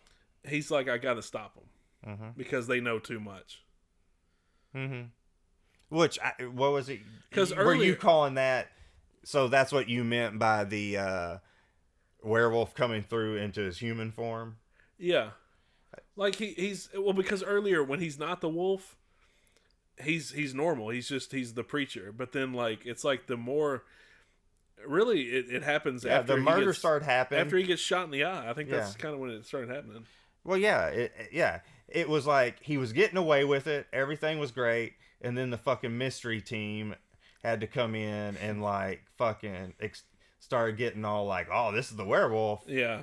And it's survival. It's now. just it's because he was killing too many people, man. Yeah. And kids are going to be the only one to ever recognize it because we're the ones with the imagination, and we always get it right. That's what I love about the older movies. You don't see a lot of newer horror movies that deal with the perspective of young kids discovering this horrific thing in their town. Now it's all like CW romance and shit. Yeah. I just don't. Nobody nails the small town. Yeah, it's that small town feel. It's the fact that like when the adults don't believe them, it adds that extra element of suspense. It's because the kids are helpless for the most part. Well, also, look at how it's filmed, dude. Honestly, nowadays it would be probably all dim, kind of, and like there'd be like teal lighting in there with some fucking neon and shit. They can't smoke in movies now or something. Can't smoke. Yeah, it's I don't know. It kind of lost a little bit of real. I've been hating a lot of new movies lately. Like I don't even like saying that, but I've been going back to watch nothing but older movies. Man, I still watch new movies, and I get what you mean. I wish you would give some more a chance, but like because I've told you some pretty good movies, dude. I told you about what was it, Jugface? Yeah, I've seen Jugface, and that was a good one. Yeah, for when it came out, that was a good movie. That's kind of old now. Now, but movies that were coming out then were kind of still shit, right? Maybe Man, around that time, I was still watching a lot of new stuff around 2011, 2012. I will say around... Dragged Across Concrete? Yeah. I'm not saying there's not good new movies. There's still... I think you just need to narrow your picking. Yeah. Yeah. I go through different... No more Monster Hunters. Well, I go through... I haven't watched that yet. Well, I just bought it. I haven't watched it. But you'll be disappointed if you watch that movie. Like, I could probably go through your movies and tell you which ones would disappoint you. I've bought a lot of Blu-rays that I'm probably going to be, probably not very pleased with because... Yeah, but it means it's more, though, than that, too. It's also having it. It's like I have it. I can watch it at my leisure anytime I want. Well, it's just having... I'm a collector. Right. I'm a collector. I just recently I bought the Resident Evil everybody 4K collection, and like, when am I going to watch those? I Well, don't no. even like the Resident Evil collection. It was just the fact that there was a 4K box Wait, set. time out. Oh, Resident Evil. The first Resident Evil was pretty good. Yeah, it's all right. They can never do video game movies. No. But yeah, I go through different phases, man, where sometimes I just like watching old black and white films, and then, or old film noir shit, and then I'm like, well, it's time to watch some new releases. But I'm always disappointed because nothing is like the stuff I grew up on. Oh, dude. Well, then I'm gonna start writing down the new releases that I watch. Well, the ones that are worth the damn. You already do. I mean, you tell me about most shit you watch. And that are like, worth the damn. Yeah, and I'm like, or well, not worth the damn. I'll get around to it one day, man. I got to watch Silver Bullet for the 50th I've time. known you for so long that I know when I watch a movie that you would like. Yeah, you do. I think you know my taste. But here we are with just to let you guys know, we're at the part where Terry O'Quinn is about to die by the Peacemaker. Oh, God. So, yeah, he's about to get beaten by the bat. The bat that Chad hates. Dude, what was Otis? What was that movie? Frailty? Hang on. I would like to know from you guys if you ever leave comments on our fucking channel. If you do, please tell us how you felt about the baseball bat. The werewolf having the bat. I kind of like it. I know a lot of people shit on it. Me and the Chatterer obviously disagree on that part. It's pretty much almost ruined this for me. Okay. But I will say the good does outweigh that. But it fair enough. Just to know, man, it's cheesy, but I get a laugh out of it. Okay. But no, we'll continue it later. Well, yeah, definitely. What was the thing you were saying before I went off on that? Fuck, I don't remember, dude. You asked me to hit it again, and Otis. I did. You said something about Otis. Yeah, what fucking movie is that? Is that Frailty? What was Otis? Was it an axe, a hammer? Oh, yeah, the axe. The axe in Frailty? Yeah, see, that looked like a fucking real axe. It didn't fucking look like Bam Bam's pebble. Yeah. Uh-oh. Okay, time out. Let's see this. I'm about to rate this. See, this is awesome right here. Like, compared to the effects that we saw earlier, this is actually pretty sweet. Hold on. It does kind of... well, that's kind of lame. Too much lighting, dude. They killed it with the lighting. Yeah, I agree. He's like... But see, when he beats him on the head like that was a pretty good effect. That gives this werewolf some weird personality. Because he's acting human. Werewolves usually don't really act human. To grab a bat and use it, that's a little bit human. Well, he's a bipedal werewolf, Isn't that what you call him? I don't fucking know. I'm just thinking about... What are the lycanthropes? The lycanthropes are where they're all on all fours, like in American Werewolf in London? Shit, I don't know. I just always call him Lycan, which would be like a werewolf. Like, they call him Lycan in Underworld. Yeah, but he's a bipedal werewolf, so to me, I'm thinking he is going to be a little more human. But, I don't know. Well, okay, think about it in Underworld. They walked on two legs. Looked way better, but you didn't see them using fucking weapons. Yeah, but unless they were in human form. She just made a good point. Megan Follows there. She just made a good point about how this guy is possibly like this all the time, not just when the full moon comes out. So maybe he's a serial killer. Maybe he's more like a serial killer who just happens to have this curse. Because supposedly, has he killed anybody else that wasn't in werewolf form? Every kill's been in werewolf form. Yeah. But supposedly in the novella, they hinted at the fact that every time he killed a victim, he possibly wasn't transformed all the way. So maybe he's like this, human like wolf the hybrid. Original werewolf, or like was the original wolf movie, or like the Wolfman? Yeah, the monster. Well, he went full wolf. Yeah, like Lon Chaney. He went all the way. Like he had to. Or like what about was it the remake with what's his name? I think they were trying something different with this, though. I don't know if they actually got it from anything. I guess I'm trying to. Well, because he didn't. The curse, like he didn't. Supposedly, and they don't talk about it in the movie, but in the novella, they talk about how the preacher grabbed some flowers or something, and the flowers. I don't know what they were trying to infer with that, but he grabbed like these poisonous flowers, and they had the curse, so that's how he became the wolf. They don't talk about it in the movie, but that's supposedly how he got it. I wonder if it was like Wolfsbane or something. It's kind of retarded, but yeah, that's so weird. This fucking. Why not just go with he got bit? Yeah. By an ancient one. Even this was a little corny, like when they make the silver bullet, but I will say, is this another fucking overdub like what you were talking about? Her telling the narration. Yeah, they probably could have done without it here. Yeah, this is a bad use. Yeah. I mean, you got it's. It kind of takes me out of it every time I watch it. Yeah, they should have just already had silver bullets made. Yeah. Because that's how they do it in all other werewolf movies, right? It's just like, here's a box of silver bullets.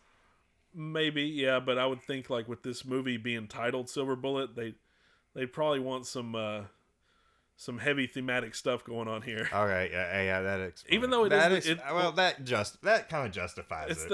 It's the name of the wheelchair too. So I mean, I don't know. Oh, well, yeah. Yeah. Maybe this is taken. I don't know. You almost justified it to me, but then like, yeah, silver bullet, the chair would have. Yeah, that's a way cooler. It's a metaphor, man. It's a metaphor. I don't know if I like this actor. Dude, like, really? They should have got fucking like Vincent Price or some shit. You know? Really? No, dude. This dude seems like a real dude I would see in a store like that. I kind of okay, but why not go with like Dick Miller or you know, some epic fucking like, you know, actor from the Hammer films or. I don't know. I think they would be. This guy kind of hams it up, man. He's better than the other dude that was like when he saw his kid. Who? You know this. Well, it was actually okay scene, but you know when you brought up when the dude saw his kid that had been killed, he's like, oh yeah, that guy. I mean, that was an okay scene. I was just being a little hard on it.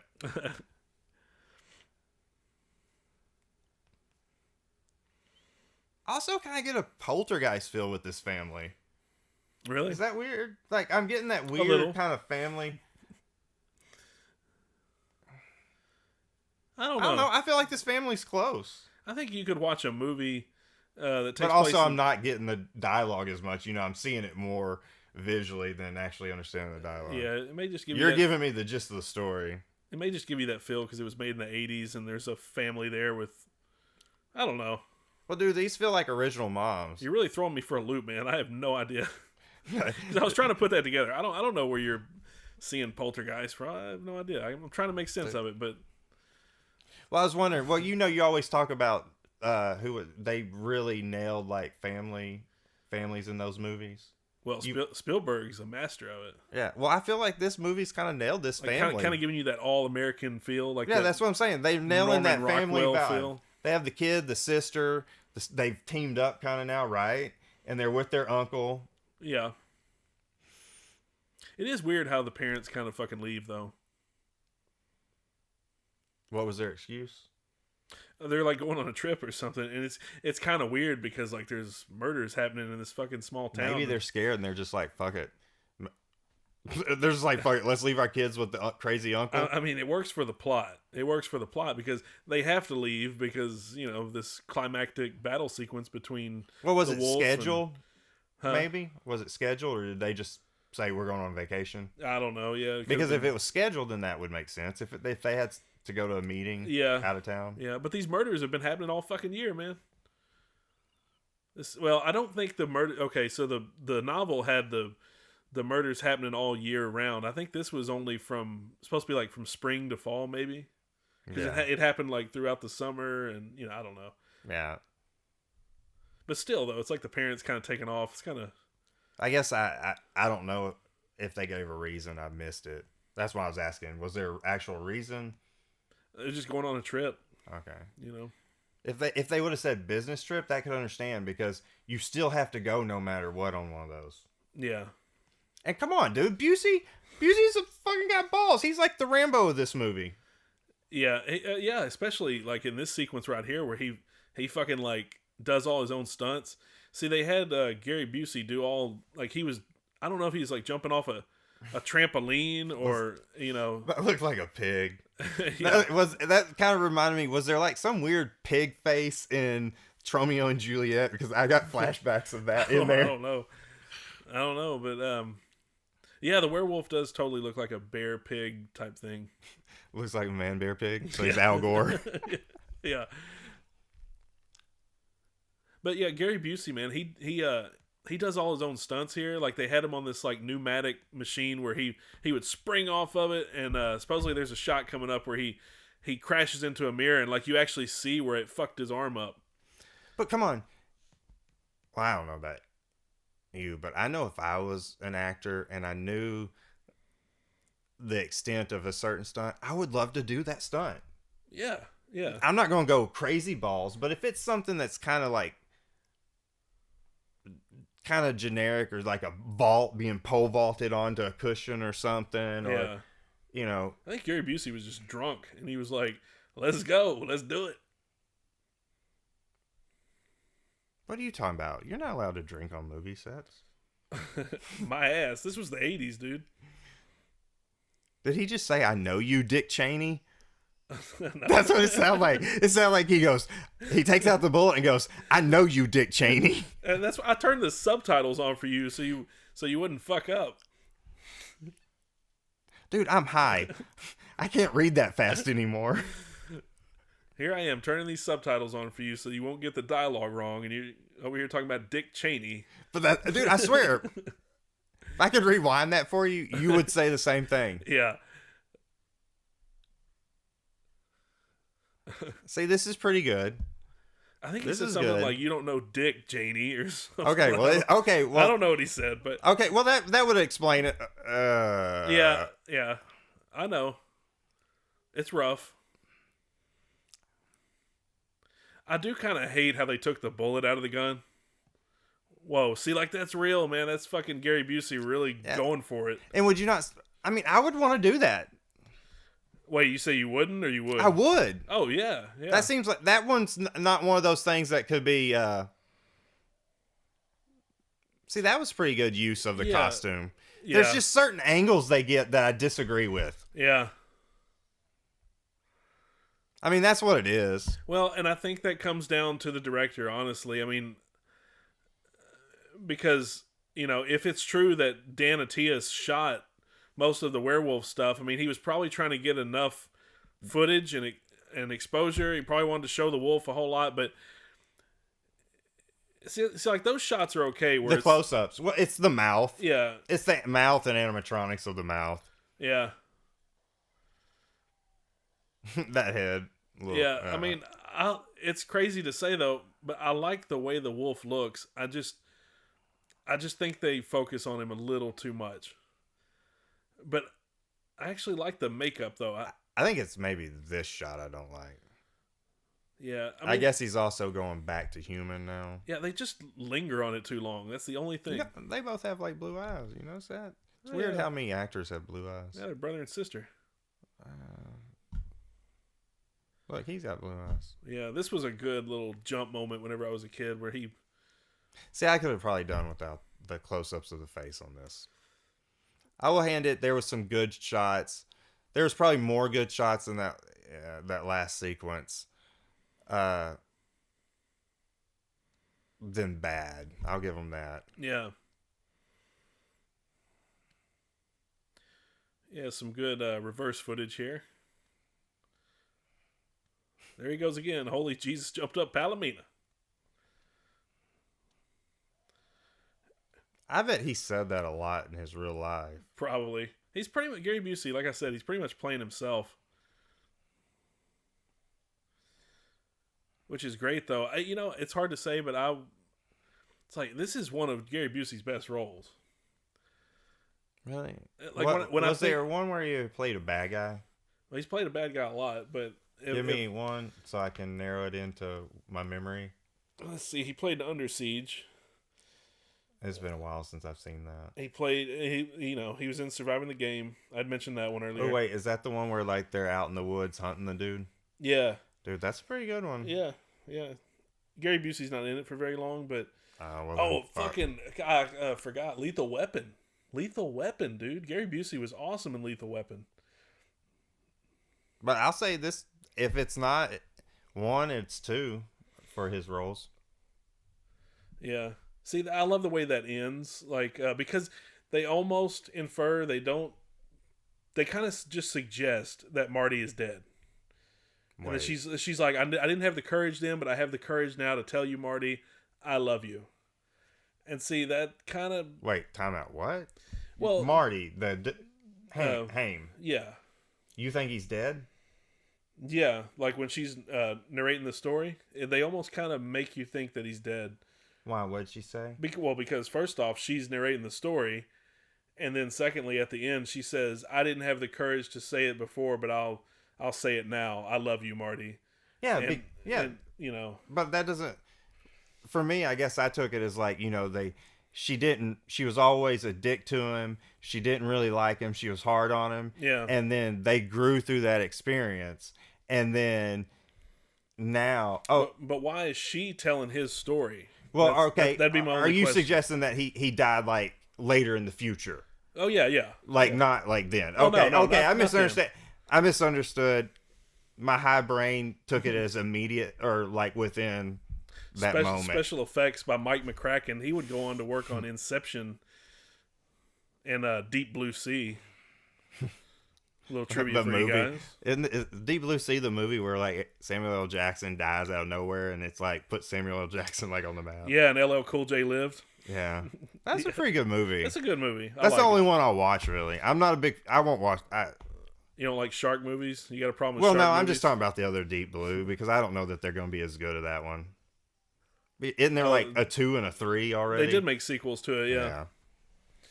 Yeah. Oh, dude, listen to this, dude. You know what? This song's good almost 80s music here, yeah. Uh-oh, I might have just I was going to say yeah. Lash Me, but listen to this gave me the feeling of like the Alice Cooper at the end of Class of '84 vibe. Oh yeah. I am the future. Yeah, well, I just started like, Well, but it's not as like you just watched that, so it's probably still in your head. And what year was that one? That was 82 when they made that. Okay, and this was 84. They shot this in 84. It was released in 85. I think this movie was. I think the budget too was. They shot this for $4 million, and I think it made $12 million in the initial box office run. Not sure, but $4 million. I mean, Dino De Laurentiis, he kept it cheap. Dude, that's a great turnaround. This movie actually didn't do that well financially. Really? Yeah, I would have been happy if I did it. Well, you got to think. I mean, back then. I mean, okay, $4 million, right, for everything. $4 million, but I think I got that wrong. The initial, let's see, yeah, if I'm reading that right, I think it was. Oh no! The budget was $7 million. Oh, okay. And then $12 million. So they didn't make their money back. No, yeah. Anyways, I'm horrible at math. It would turn this movie down. It's louder than my father. What? I just got that. Okay, so we man, can talk about it now. We're moving. I like that as the background. We're gonna move on to the review. We can turn it up a little bit if you want. It gives me like atmosphere. I have to turn it all the way down. It's just was. How about that? It was vexatious to my soul. Yeah, it was a little overrated. But it gives me feels. It gives me the jeebies while we talk about it. It's a little background music while we move into Did I just say it gives me the Bee Gees while we listen to it? Anyway, okay, so yeah, gives you the Bee Gees. Yeah, dude, I'm so. This feels great. And the movie did give me like that nostalgia. So it's great to you freaking to watch something and experience it on another level. And like I said, I have you've known me long enough, and our listeners will learn that I have the gift of my memory just blanking. Like what was it, Skeletons in the Closet we were watching, and you could say that's a gift. I call it a curse. Yes. And I get because I would love to have what you have, but every time I watch a movie, even though I may have seen it, I get that little bit of seeing it the first time again. So it's so great to revisit, pull out the 2-foot bong and. Oh well, here's the thing. I will say it's kind of a gift because one aspect of it is that You're seeing the movie for the first time. every time. Yeah, like I mean that would be kind of awesome. Yeah, that's what I'm getting at. My curse is somewhat of a blessing. Yeah, it's a little bit of both. But yeah. I don't get to remember the actors, the faces, so it's like retaining stupid shit like I do. No, but that's why you're my Matt Pinfield of movies. Yeah, but sometimes I do think I retain a little knowledge that is not very useful at times. Oh, dude, it's useful. That's fucking awesome. Yeah, I mean, maybe, but sometimes I'm like, hey, did you know the art director was this guy? His name was Bill Cox, and everybody's like, who gives a shit? But did you make up the name Bill Cox? Yeah. But it's that kind of random stuff sometimes where I'm just like, I wish my brain wasn't crowded with that kind of nonsensical shit, but whatever. But it's the reason I immediately made you a friend growing up. Yeah. Like, hey man, who did the lighting for that one? Well, and now that I've got more interested in movies and you've shown me a lot of other things, I really like to make those connections now, because like we've always talked about, there's all these movies I like. Yeah. I just didn't realize who's behind it. Yeah. And who is who. And I've always thought directors were interesting, writers were interesting, and actors. Yeah, and I found out that a lot of the movies I like, throughout our friendship, were made by all the same directors. I'm like, so I was able to start picking out it's like that one the time actual artists. I told you about Scorsese, and you were like, dude, like, you remember the first time you had strung all those movies together? Yeah. And you were like, I didn't know all that was Scorsese, and it turned out he had made most of your favorite films. Yeah, because the thing is I absorbed these people's names in the credits. Yeah. But I don't remember them. Yeah. And then well, there's nothing wrong with that. No, but it's just amazing. It was cool learning who who's behind the scenes. Yeah, the artist that I like. Yeah. But then watching this werewolf movie, London, Paris, right? That's 1 and 2. Oh, are you ranking your werewolf trying films? to. Yeah, okay. Because this podcast is all over the place, man. Well, I'm just trying to say that I don't know where I stand. Yeah. I can't finish it because I honestly want to watch Bad Moon. I feel like Bad Moon is a little bit better movie.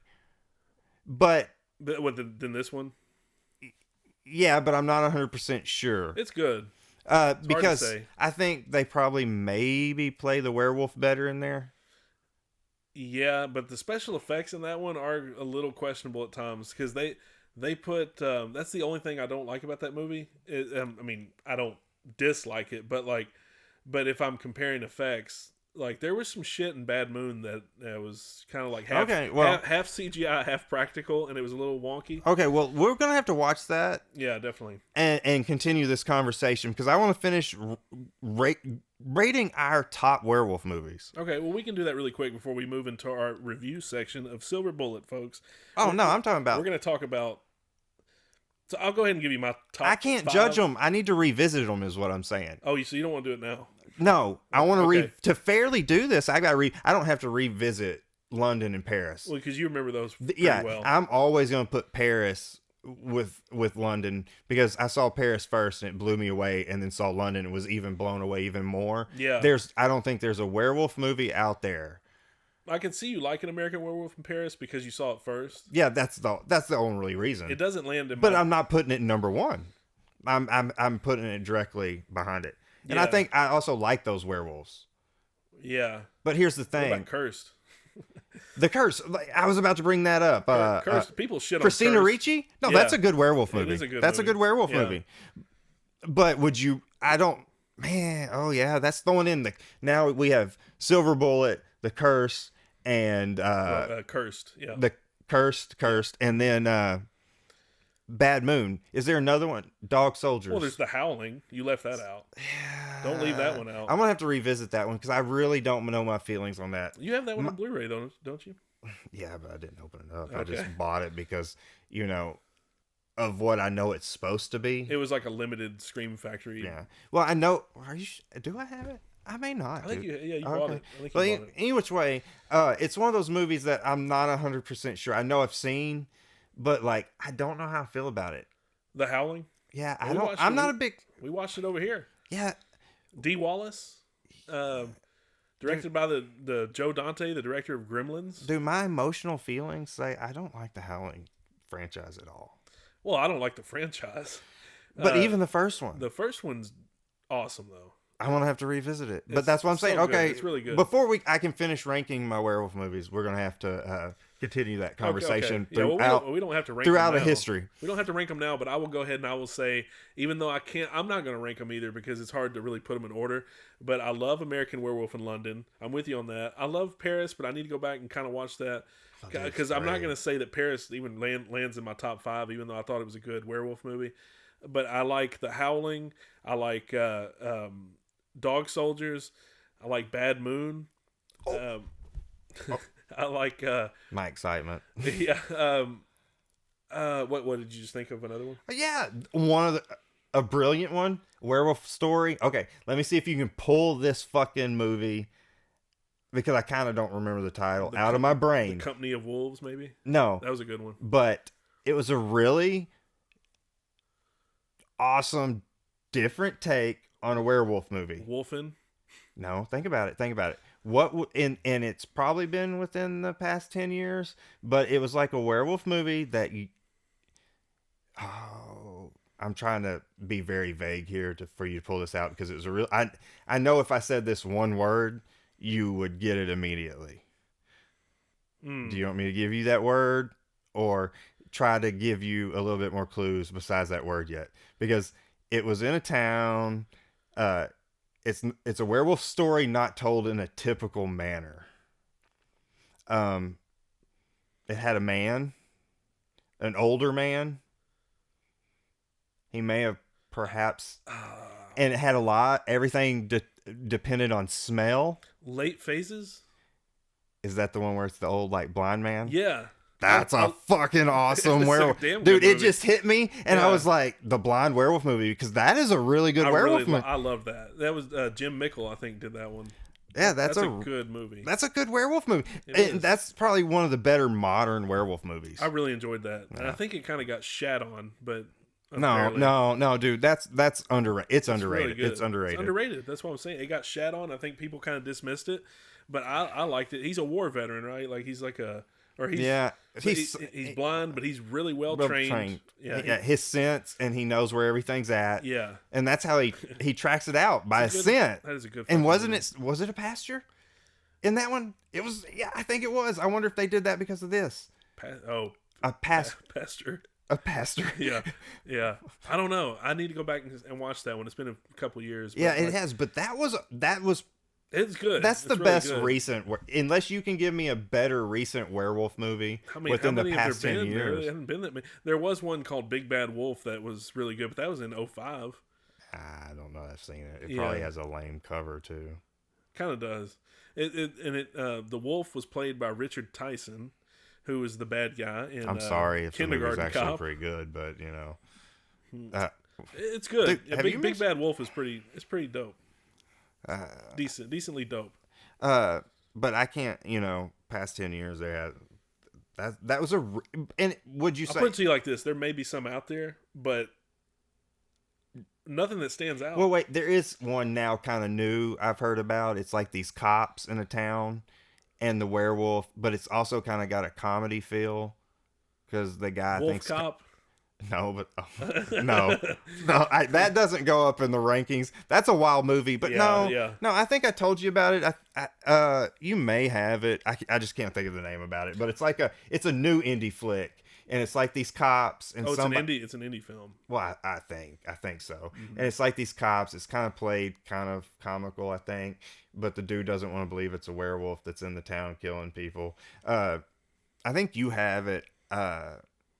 And I want to get it, but right now I've just forgot it. But I don't know. I don't know if it's any good because I haven't seen it. Well, but I do want to watch it. Damn it! Somebody in the comment section, if you know what that is, I saw it somewhere. But any which way, I have no clue. What about the Mike Nichols film Wolf with Jack Nicholson? No, because that's a good. No, because they go to the fucking dogs. What? Or. Coyotes, dogs. He doesn't turn into a fucking. He's a four-legged wolf in that, isn't he? No, dude. No way, dude. He turns into a lassie. You're gonna, dude, fucking pull up a picture on your phone and show me the He's wolf like, in dude, that. he jumps over a fucking like 20-foot cage, man. Like, That doesn't mean that he can't walk on 4 legs and look like a fucking wolf, right? he's a full blown wolf in that movie, man. You might need to go back and watch that, but it's more of a romance. I do, yeah. Well, well, with me saying that, I liked the movie, but for some reason, I want to consider it not the werewolf type of werewolf that I consider werewolf. What do they call them? It's not werewolves, but animals or something. You sure it's like actual walks on his hind legs wolf? Jack Nicholson gets bit by a wolf at the beginning of the movie when he's in his car. But is it like a 4-legged wolf? Yeah. Yeah, like a wolf that could be out in our woods. Oh, yeah. Yeah, that's not a fucking werewolf. That's like a were animal where they turn into. That's not a fucking werewolf, dude. Okay, well he turns into a werewolf and walks on 2 legs or 4. Yeah, 2. And okay, if that maybe, I'll go look into it. But please it was a good movie. But it's good. For some reason my memory is like wanting not to connect to him to the werewolf movies that I like. I mean, the werewolves that look like lichen, I can't put the underworld movies in with this because they're more like a superhero movie or something. Yeah. But I like those he has werewolf. the blood of a wolf in him, so he would become kind of. Oh, good example. This will fucking bring it to you. The werewolves that they brought up in Twilight. Like, those have been... I'm not talking about Twilight, man. But, they consider How themselves... dare you bring that one up? Well, I'm trying to say that I don't like those werewolves. I don't consider the werewolf... The movies that play off to be werewolf movies, and they turn into four-legged wolves that are maybe a little bit big, but they howl and all that shit. I don't consider them werewolves. Yeah. Yeah. So if Jack turns into an actual werewolf, walks on 2 legs, yeah, he does. His clothes kind of like tear and shit. I guess I don't remember the one in London. I thought he was just bit by another werewolf, not a wolf, a regular wolf out in the woods. Right? Yeah. Was he not bit or scratched by an actual werewolf, another human that was a wolf that transformed him? I'd have to go back and watch. I feel like a retard for not remembering, but I felt like that's how it is because I don't understand the myth. I just always thought it has to do with the full moon, Right, but the ones that look cool and are badass, yeah, I think they're not just bit by a little puppy dog wolf, out in the woods. It's not like that.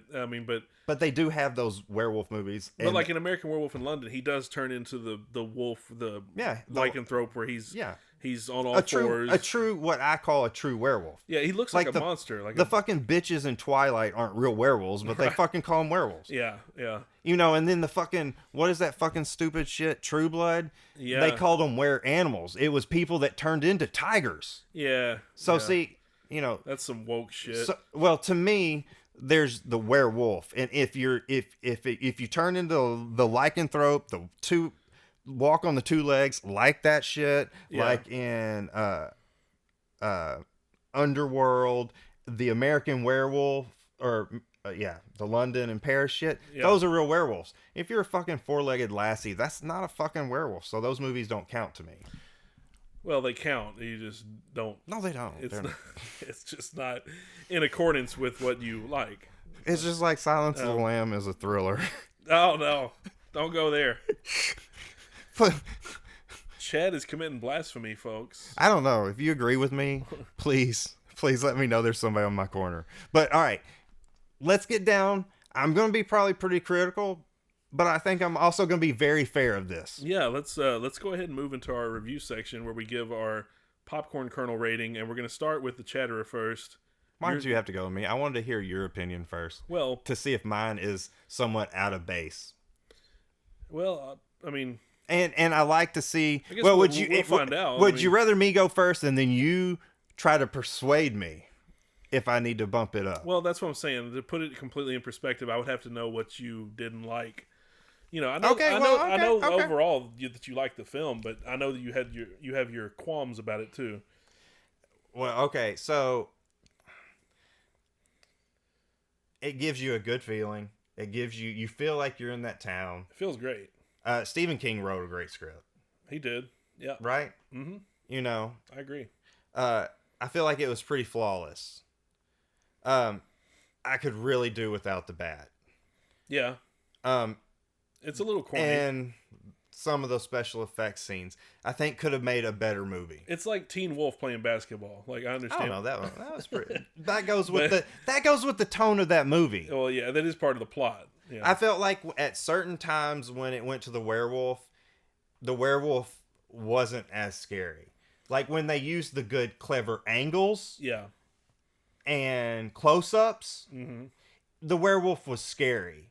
Yeah. But when I finally saw him in the open, yeah, he wasn't scary. The threat. You kind of just want to give him a hug, you know, like. Okay, yeah.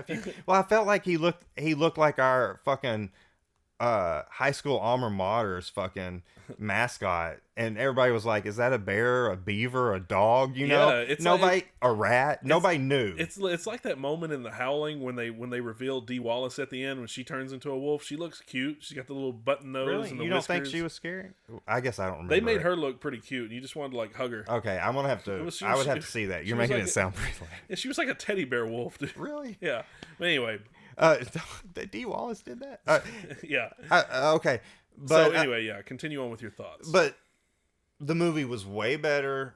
I think they could have used better use of footage. You know, like Jaws. Less is more. Yeah. Because they were like, this fucking shark looks shitty. Yeah. Somebody probably on set felt bad and didn't want to say, hey, this looks like shit. And maybe the lighting would have helped with that too. Yeah. Well, that brings it down because all the other shots were kind of low lit and used weird angles. Yeah. And I think that comes down to having two different directors.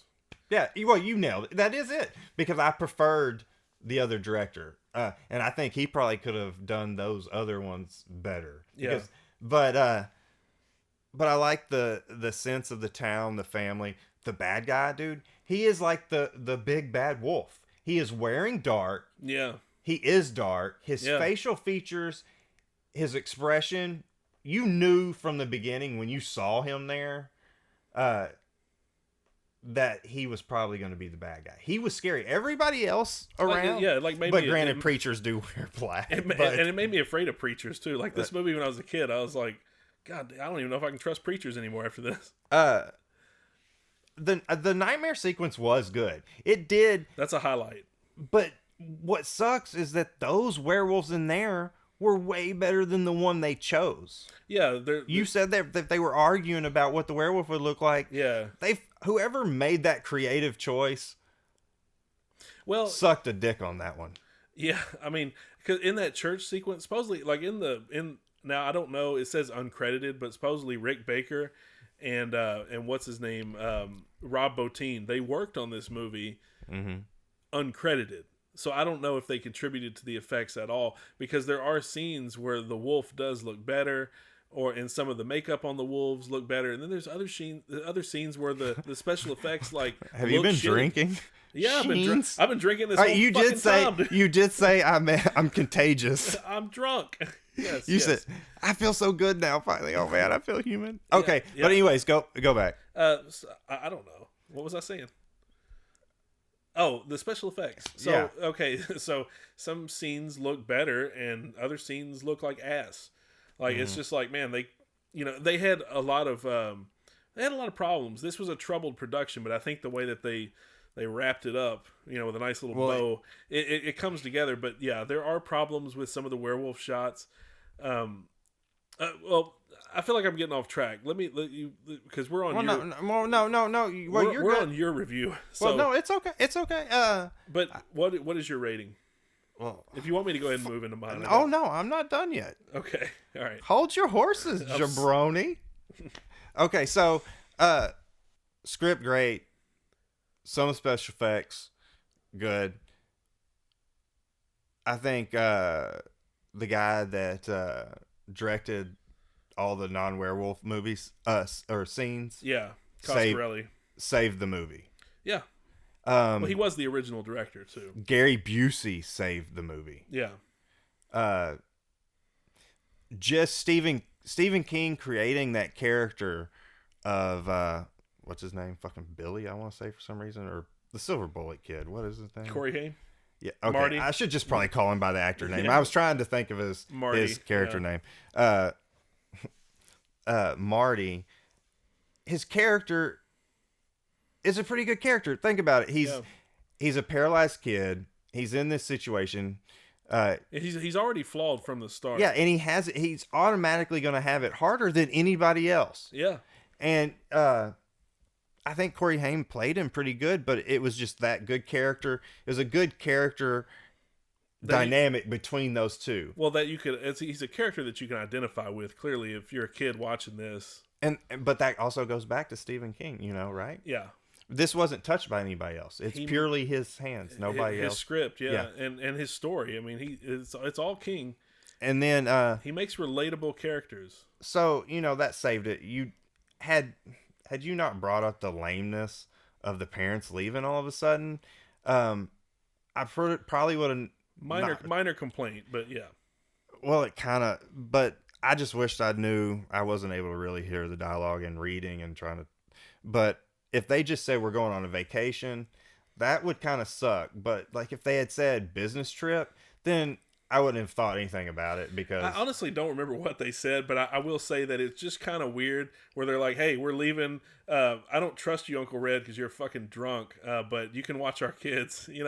I don't know. I mean, they did say that immediately to him, or was that a sense that they started with? Well, had he not started to change by that point, or did they say that at that time? The whole time, the mom is just like she doesn't trust him. She doesn't. Yeah, she doesn't trust her own brother because he's like a kid. Yeah, he's like. Is he not like a kid? She doesn't trust his dubious behavior because he's always getting inebriated, and like it's around her kid who she already overprotects because he's in a wheelchair But then, like, at the end, all of a sudden, she's just like, oh, yeah, well, okay, it's cool. Did you ever feel like... Everybody's getting murdered around town, but we're leaving. So you ever felt like when they were when Haim was with Busey, that Haim was ever going to be in trouble? I always felt Busey handled it like a fucking awesome uncle. Well, I felt safe. We know that. Okay. And I would feel safe even if I had a drunk uncle. I don't know. It depends on his actions. That one seemed pretty cool. Yeah, and had his shit together, I guess. Because the mom doesn't like him, but like the kid trusted him, and he didn't care that he drank. Like when I was a kid, my dad drank, my mom drank, my uncles drank. I mean, everybody drank in my family. I didn't care. I knew that they were responsible adults. I still felt safe around them because I didn't really know about what getting drunk was all about. So I mean. I understand, like, from the mom's perspective that she doesn't like it, but, Marty has this kinship with Uncle Red, and it works. He's like, I'm not going to judge you, dude. It's just I like that whole uncle-nephew relationship, because the kid just accepts Uncle Red for who he is, and, it's just a good little family dynamic there. But with all that said, the music, I thought it was clever use of the music and what instruments were used to convey maybe the emotion or thought of the character or set the mood. Tension, definitely. Because, when you saw the guy, when it was the preacher, and it's like, what is it, that close-up, and it's got that almost like his theme music. Yeah. But you see on his face, and then that music is just like angry music along with that face. You know he's angry. I thought that was clever use. But, all right, so I can't give it a 5. I can't give it a 5. I can't give it a 4. But it doesn't deserve a 3. Okay. And I'm not good on fucking adding points, but I'm going to have to give a 3.5. And I really hate that because I don't like doing the Dewey Decibel System.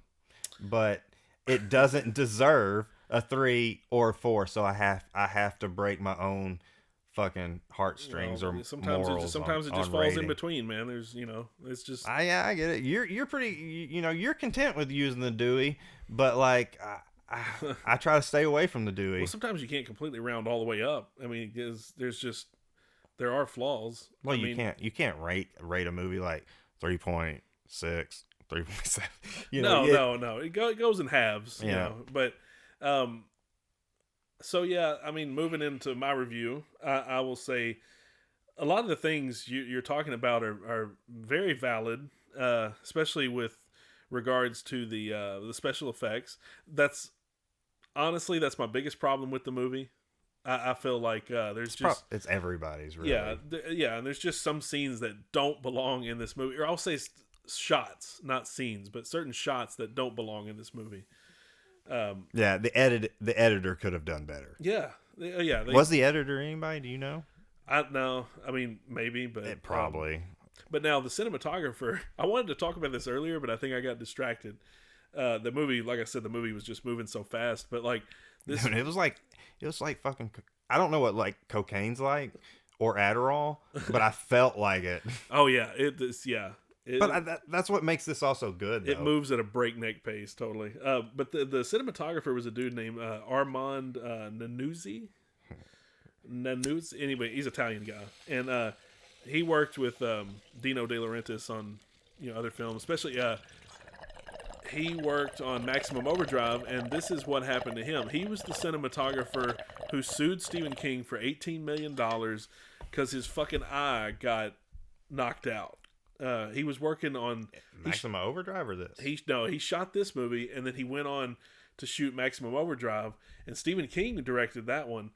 And there was a lawnmower, a radio-controlled lawnmower that ran over a piece of wood that was being used for to prop up camera equipment or something, and it splintered off, and it fucking knocked his eye out, dude.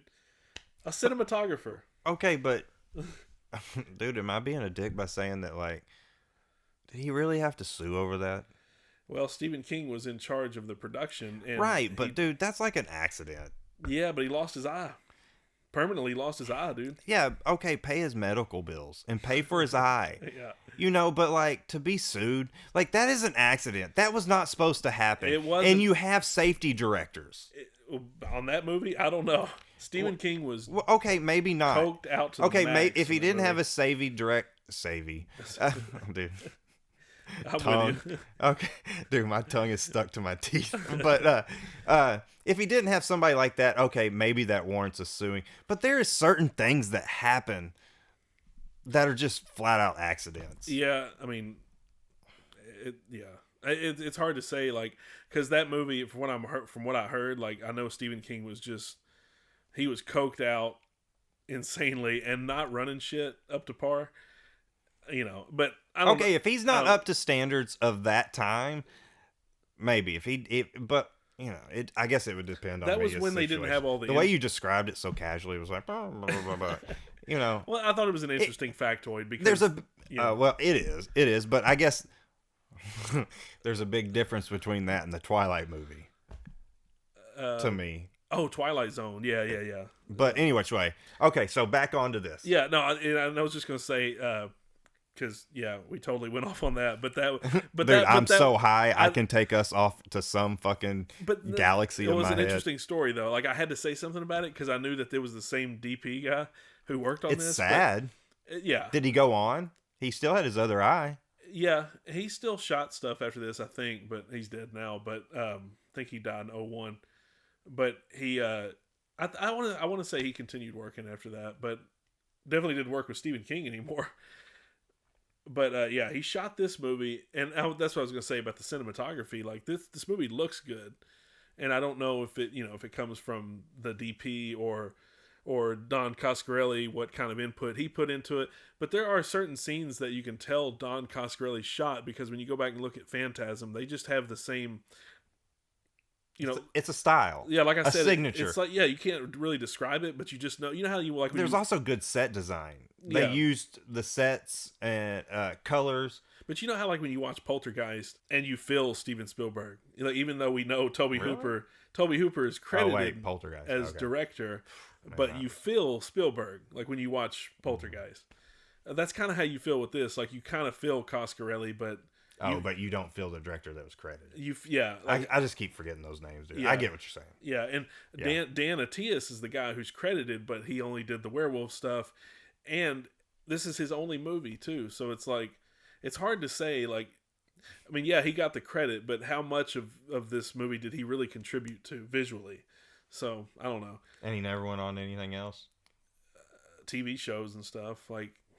What was he went on to direct party episodes of Party of Five, and Sopranos and shit. I mean, but this was his only movie.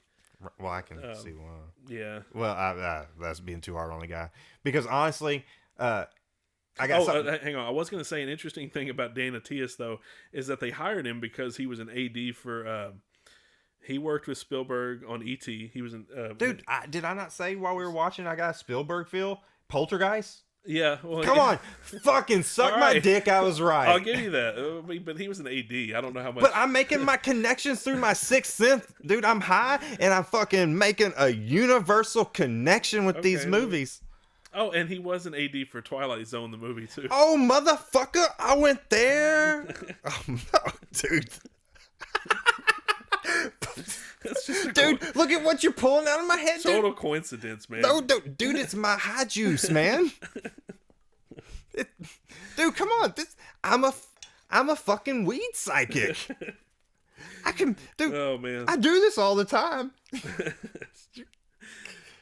It's like pulling out all my favorite movies with people, dude. I can make so many. All right, it's a total coincidence, but I'll give it to you.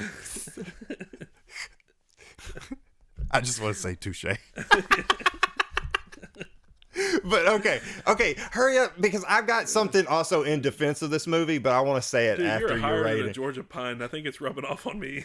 Dude, I'm having a great time. I hope you're having a great time. Well, always. Okay, but I want you to give your. I have something in defense of this movie though. Okay, well, all right. So I'm gonna go into the writing, like you said, Stephen King's script, flawless. I will say my biggest complaint about Stephen King is that sometimes he makes his characters a little cartoonish, like the abusive redneck father, or like when he does like truck drivers and stuff, he goes a little over the top with the way they act. Like, you know, if they're like a country bumpkin. You know why, right? Why? Didn't he act as one in another movie? Well, yeah. That's what he wants to see as truckers. Jordy Verrill, yeah. Are all of his truckers in his movies Jordy Verrill? Yeah, they're a little... He finally got the balls to finally do it, right? Yeah. Or when did he do it? What year was that? Oh, that was before this, 82. Okay, well, there it is. He did it first, realized he sucked at it, and then he got people that could do it better than him. Well, he just always writes, like... I'm not saying like he doesn't write them bad because they're still like they're still real. Yeah, I'm not busted, but I'm trying to. Yeah, they're real characters, but like with Creepshow, it's kind of, I mean, it's cartoonish just because it was supposed to be. But in this movie, it's like, I don't know, the abusive dad was a little goofy, and but Uncle Red, like that character is like real as shit. Like, even though he could have made him real, like have a lot more funny scenes, and he could have had him be a complete doofus, but I feel like Gary Busey plays him straight for the most part. Well, yeah, he had good teams. He had good scenes. Yeah, dude. Well, there's a good cast in this movie too. Everybody does a good job. Well, even down to that fucking gas station guy we were talking about that was in Mrs. Doubtfire. He had that really good face that like fit. Well, everybody had good faces for characters. Yeah, that kind of dude that you would see in that kind of town. Yeah. Well, you don't see. This may be wrong to say, but I feel like you don't see those type of faces in movies anymore. Steve Buscemi has one, but like most of the time they're like, I don't know how to say it. They don't have character features anymore. People are hot, or they're just they always have to make them hot, or and they don't use people with character, or they use people with faces that aren't necessarily really character faces, like because they're all chiseled and they're all like, they all have squared off jaws and they all have like perfect cheeks, perfect eyes, a sexy smile. You know, it's not like back in the day where you could hire some dude like Wilford Brimley or even like somebody Cocoon guy. Well, yeah, you know how like Harry Dean Stanton. Well, I was about to bring him up, and like he was rough looking. Well, what was the guy? I meant with unique character traits. Like, who was the guy that was always on the other side of the fence in Home Improvement, but he was in movies? Yeah. But he had a weird a character type face. So is it Jed? or who's in Pet Cemetery? Judd, yeah. Judd. Fred Gwynn. Yeah. His face has a characteristic type face, unique. I feel like characters now are just too actors' faces. They're too perfect. Or too normal. Yeah. They're no longer eccentric to make a character or a stereotype of a character. I feel like they're not normal. Like that's really? the problem. Like, I feel like they're too normal. Because normal people don't look like that. You know, like in movies back in the day, you would have guys like Tom Selleck and Harvey Keitel. Like these were normal looking dudes to me. They didn't look like movie stars. John Travolta looked like a movie star back then. You know what I mean? Where he would, it's like nobody looked like that. But I mean, not the John Travolta that we know nowadays, but back in the old days, you know, there were certain movie stars that looked like movie stars, and then there were other people that just looked like everyday normal people. You know, you don't see people. I'm trying to think of a really good example. I mean, Steve Buscemi's a good example. Well, he's got a face that can play a character. That's what I'm trying to say. It's people with faces distinctive that features. meet kind of characters. I don't want to say stereotypes, but that guy's face, the gas station guy, he had a face that almost resembled somebody you would have seen probably in an old 40s movie. Yeah, and we'll look at Philip Seymour Hoffman too. He looked kind of, you know, he just looked like kind of an average guy, but his acting was so fucking good that there was something about him that was riveting, and it wasn't because he was hot, you know, obviously, but but I will say you do still have your heartthrob actors. Yeah. But there's like Corey character people with character faces, I guess, or maybe it's just character actors are gone. I feel like that. Yeah, I feel Steve like Buscemi, isn't he kind of a character actor? Man, he does all kinds of stuff. Yeah, and I mean, because like back in the day, it seems like you would bring up character actors more. Like oh, I've seen that guy before. I just don't know what his name is. But I can't tell you any movie now that I see where I see like kind of the same dude used over and over again. Mm-hmm. Like that Roach guy from fucking Sean Whalen from People Under the Stairs. That guy with the gums. And I guess maybe a better way to say it is that actors nowadays seem to just be themselves. So in every Brad Pitt movie, it's like they're playing themselves nowadays. Like Brad Pitt was good in like Seven and certain other movies. True Romance. Yeah, but now you're fucking getting Brad Pitt. California, wasn't that Brad Pitt? Mm-hmm, yeah. But now you're getting just Brad Pitt, like the Brad Pitt from what is it, Mr. and Mrs. Smith. You know, it's just he's just playing himself. You know, and like Josh Hartnett, doesn't he just kind of play a Josh Hartnett? Is that wrong? Like, I feel like Josh Hartnett is always Josh Hartnett from like H2O or whatever one he was in. Yeah, I mean, I haven't seen anything with him in a long time. Was he in Pearl Harbor? It's still Josh Hartnett. Yeah. He plays like a heartthrob. That's all it is. What the fuck has he done recently, though? You know? I don't know. But I guess they're not just, to me, I guess, I don't know. Oh, speaking of actors... Now, dude, that was a fucking high tangent. Yeah, but speaking of actors, though, you know, we're talking about character actors, but okay, there was I forgot to say, this is another thing I forgot to talk about earlier. This the kid that played Brady in the movie. Brady is, remind me. Brady was horrible with name. The friend. His friend that where he was flying kites with him. He was the one that made his sister fall in the mud. Yeah. His name was Joe Wright, and he didn't do very many films. But I just found out that he died a year before Corey Haim. And I don't know how. They said natural causes, but he was 39 years old. And Corey Haim died like the next year, like almost exactly a year apart. I thought that was interesting. It was weird. How did Corey die? Did he kill himself? He didn't kill himself. Did he OD? He was on pills. OD, so he basically killed himself. Yeah. But he had, I don't know. There was something wrong with him, too. Well, yeah. I just meant, how'd he go out? Yeah. If it's pills... Did he OD or did he accidental OD? I think so, but he had some autoimmune shit going on with him too. Oh, okay. Either which way, you know, it's sad. But yeah. Okay, wait, you still haven't given your fucking rating, dude. No, I haven't given my rating. I got something in defense of this movie, and I don't want to forget it. Okay, all right. Well, let me just sum it up really quick here. All right, so I love the script, love the direction. We talked about Don Coscarelli, we talked about Dan Attias and their contributions Talked about Dino De Laurentiis, who pretty much put out a successful string of Stephen King films in the 80s. I mean, that was when Dino De Laurentiis was on top. You had like the Cannon Group doing cool shit. You had De Laurentiis, who would go on the same year to do Maximum Overdrive, which people hate, but I love. Dude, I like that. And then, yeah. I meant to say that earlier when you mentioned it. Yeah. But Silver Bullet, okay, so the special effects are my biggest complaint, although it like we talked about, it more or less might have to do with the lighting and the shot selection, because the effects, I like Carlo Rambaldi's werewolf. I like the werewolf the way it looks, he kind of looks like the fucking werewolf from the Monster Squad. Because people kind of hate on that wolf too, but I like the look. I like the way it looks. Dude, but hang on. Well, I can't remember my image of the Monster Squad werewolf. I feel like it's different, but I don't know. My brain's, it's not even worth talking about. Yeah. We need to watch that movie though. Totally. But let's see. But I like the way this wolf looks. He looks kind of cute though. You know, like he looks.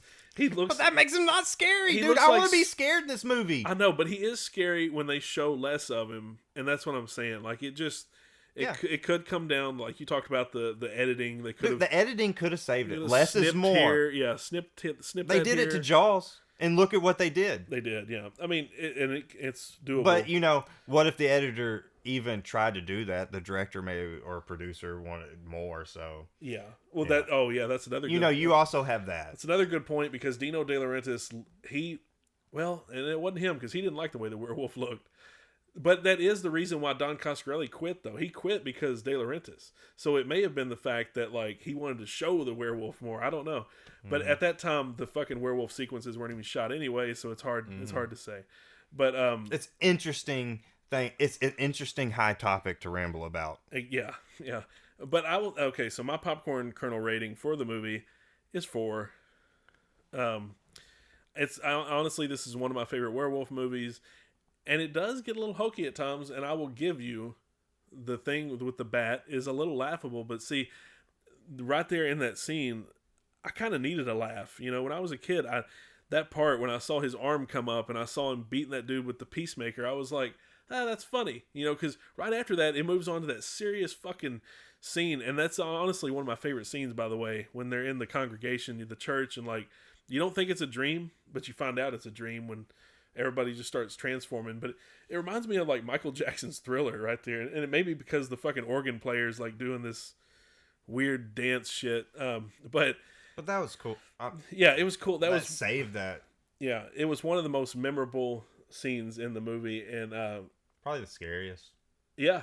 And to be honest, and that scene freakiest for sure as a kid. It's right on par with the part where Reverend Lowe is chasing Marty through the bridge, and then he gets the eye. Yeah, and well, no, not that part. During the daytime when he chases him. Oh, and busts through. Yeah, he's not even the wolf. Almost trapped. He pretty much pins him and talks to him. Yeah, but I mean, those are pretty much my thoughts. I don't. Now, what you have something to. Yeah, to defend the movie. Yeah. To be honest, like, we're watching it on fucking probably what? Blu-ray quality. Yeah. I bet on VHS it wasn't as bad. Yeah, right. Yeah. You know, you got to defend that. You got to you know, I think I'll take it to a 4 because the movie, because I can't remember if it was this one that scared the shit out of me or Bad Moon, like I've said throughout this whole thing. Yeah. So, and I saw that on VHS tape on a tube TV. So, you see, that's when I saw it too. So I can't. I have to be a little impartial here. Whenever it's like it, when I first saw it, I'm going by my initial reaction of how I saw this. See, movie. I wished I knew for sure which one that was that really scared me, because my memory of this movie now has just always been DVD or Blu-ray. Honestly, I think Blu-ray. Well, imagine the 4K if they ever release that shit. See what they're doing, and this is kind of why I like 4K, but it's also why I have problems with it. If you take a 4K release now and you go and you restore some old film, some of them look good, but if you're going with like a really like, you could take Lawrence of Arabia or like some old epic fucking movie, The Searchers or something, even The Shining. You can take movies like that, restore them, blow them up to 8K or whatever, crush them down to 4K. They look fucking awesome because there's more contrast. There's, some of the highlights are accentuated. Yeah, if you take a movie like this, though, that is effects driven, and same with the Friday the 13th films, where you actually see like the foam latex and some you of the... start to see the fucking strings when he's bringing his arm down there. Yeah, you didn't see that on VHS. You see like foam and polyurethane and stuff that actually didn't show up when they shot it on VHS. So, well, they didn't shoot it on VHS, but you know what I mean. But if they ever did like 4K remasters of some of these, they're gonna suffer a little bit because you're gonna see the shit, and Okay, so I like to always, when we have the discussion at the end of these, because if I rate something too hard sometimes, I like to see... 3.5 is awesome, though. I mean, I well, honestly didn't think you were going to be that gracious. Well, if you don't... Well, I'm going to say because of the VHS version of this. Yeah. Does it deserve to go up that extra 4 point? Because if we watched the actual VHS version of this, would those special effects still look as bad? Or would... Usually they don't, right? I don't know, because it's been so long since I've seen a VHS copy of this movie. If anybody has it, tell us what y'all think, because yeah, I give it a 3.5 right now. But if the special effects are hidden beside the fucking bat, but I'll turned a blind eye, unfortunately. Well, everybody's going to see it differently, though, man, because a lot of people but hate... it's also in 4K. What did it look like in VHS? I know a dude that literally hates this movie just because of the bat. Really? Yeah, he's like, a werewolf uses a bat, I ain't got time for it. He won't watch it. He refuses to watch it just because the werewolf uses a bat. Well, but dude, no, dude, it's got such better... It's kind of a... that one guy, the non-credited director... Yeah. Made this movie. He did. He had to save it. Whatever happened and why he's not there. Well, technically, if they would have hired him after they fired Dan Atias, Don Coscarelli would have saved it. Yeah. But turns out he just happened to have some of the best footage that was used for this movie that gave it that feel. Yeah. Because it's unfortunate that he quit. Because if he had shot the whole thing, maybe it wouldn't have been as flawed. Yeah. I'm not really digging this artwork here with the bat either, though. I almost feel like he should be wearing it. I'm like, is he wearing a biker jacket? You're really not down with the bat. What if he'd had okay, what about a bow staff or a fucking stick? Dude, werewolves use their fucking claws and mouths. But any which way, if tell me what you think. Does the VHS version of the special effects deserve to, for me, make it where I should upgrade it from a 3.5 to a 4? Because I'm rating it off of a Blu-ray copy. Yeah. And, I can't remember. Hey, I think 3.5 is fair. But because yeah, fuck yeah. I mean, dude, Gary Busey is what makes this movie a 4 for me. Like, I mean... He saved it. Yeah. Him and the one director guy saved it. Yeah, can we go back and just talk about Gary Busey for a second here? Because he really, I mean, I don't know. Maybe we've covered it all. I don't know. But we've talked about the Buse a lot. Yeah, I feel like Gary Busey just really, I don't know if it was just the fact that he went with this... He wasn't really over the top, I don't think. No. And that's what... Even when in his drunken scenes, like when he's drunk, he's not... He just seems like a real dude. Like, he just seems like somebody that you'd party with on a Saturday night, Well, another thing I think, you were mentioning the Buse's dad that you thought was, too overactive, or you didn't really like how he was portrayed or something? The abusive... Oh, the dad, yeah. What was it you said about the that? guy from Dawn of the Dead, yeah. And that guy. What about the way he played that character? Well, I feel like sometimes when Stephen King not portrays, but when he writes certain characters, they're not as real. I think he makes them kind of cartoonish. Like, say if they're like the fucking bad guy in Men in Black. The fucking roach guy. I mean, sure. That's all I see now. Yeah, it's like with that dad. He's like the fucking roach guy in Men in Black. It's like he goes. say if he had like a redneck character, he'd make sure to put a Confederate flag on his shirt, and he'd have to have like a straw cowboy hat, or there'd have to be something like really prototypical about him. Like I feel like Stephen King sometimes just writes in cartoonish characters just because they get killed real quick. You know, it's like he doesn't like some character, like his main characters. He really focuses on like the human aspect, like the humanity of them. Some characters are there to just die, and they become kind of like prototypes, or I should say stereotypes. Because it's a stereotype. That's what I said. Well, I think if you listen back to this, it's like the dude at the beginning. If I can go back to the guy, we didn't talk about the guy at the beginning, but the drunk at the beginning who's like talking about his Rheingold beer and shit, and he gets decapitated. That guy, he's kind of a stereotype, and I mean, there's nothing wrong with that because horror movies kind of need that occasionally. But well, you're not with them long enough to get their personality. They're not there for that. That's true, but you also kind of just, it's like when you see a bum in a movie, he's like the same bum that you see in every movie. He's always digging through the trash, or he's got the bottle turned up, and you know, it's just stuff like that. But I don't think that detracts from anything, but I just feel like Stephen King, you know, sometimes go against the stereotype. See what happens when you flip the trope. I don't know. I honestly, dude, I'll tell you what, I didn't get that whole part. That didn't compute because I'm too high and drunk. All right. I got a secondhand high going on right now. But okay, well, let me say this then. Maybe those characters that you're talking about, I guess it was the stereotype, but I also felt like the movie was full of testosterone, like stereotype characters. Yeah, well, there's a lot of good characters. See, Brady's dad, for example, they didn't have to give him that role. Like when he does that fucking monologue in the bar, that's so awesome. They didn't have to do that. Like it was cool how he was such a minor character, and they gave him this awesome monologue. Well, wasn't he about justice? Okay, yeah, but I felt that was him like stepping up and becoming a man, right? Yeah, but they didn't have to do that for that character because he was just Brady's dad. But I felt he was in like 2 scenes. Well, I felt like after seeing that his reaction to his dead kid. Yeah. That he was kind of a puss, dude. And he's all over there in the bar, a loner, okay? Yeah. He's over there in the loner, wearing his little black armband. He's like being like the loner. And all these masculine men around this pool table are all like, yeah, but they all shut up when he told them to. But that's what I'm saying, dude. Well, that's what I'm saying.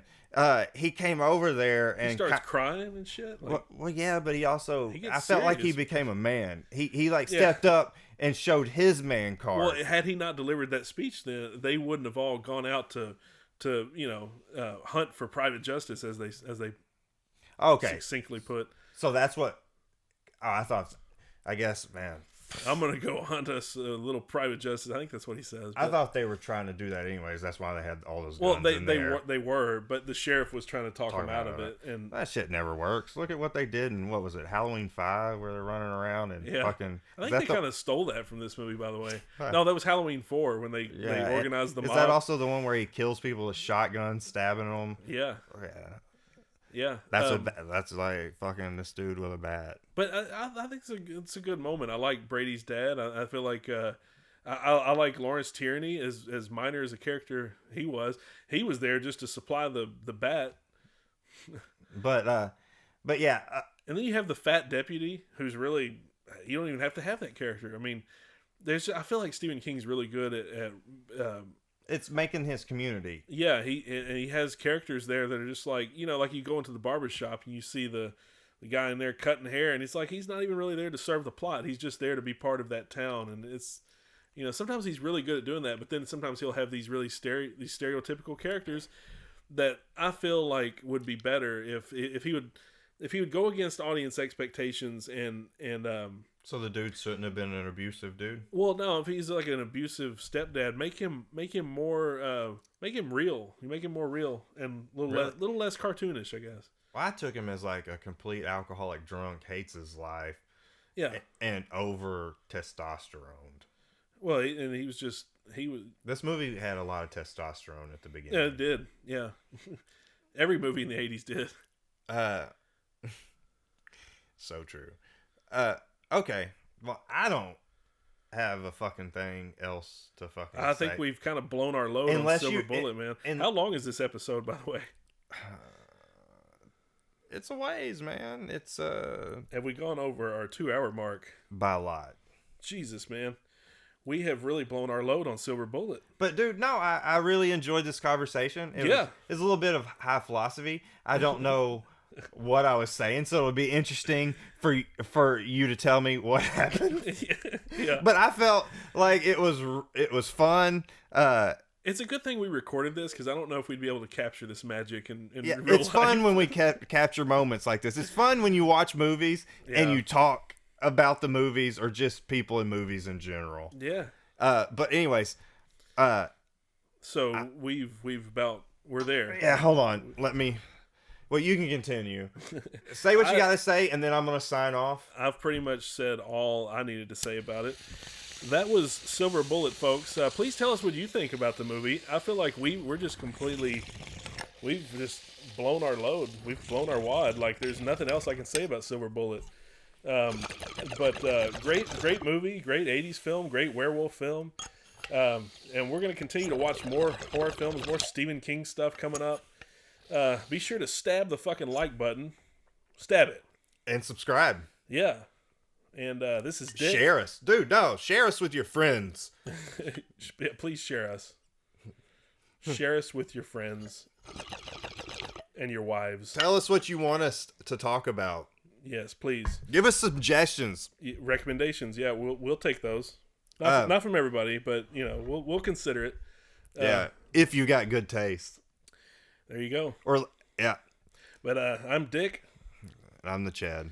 And we are signing off, so we'll see you on the next film. Thank you, guys.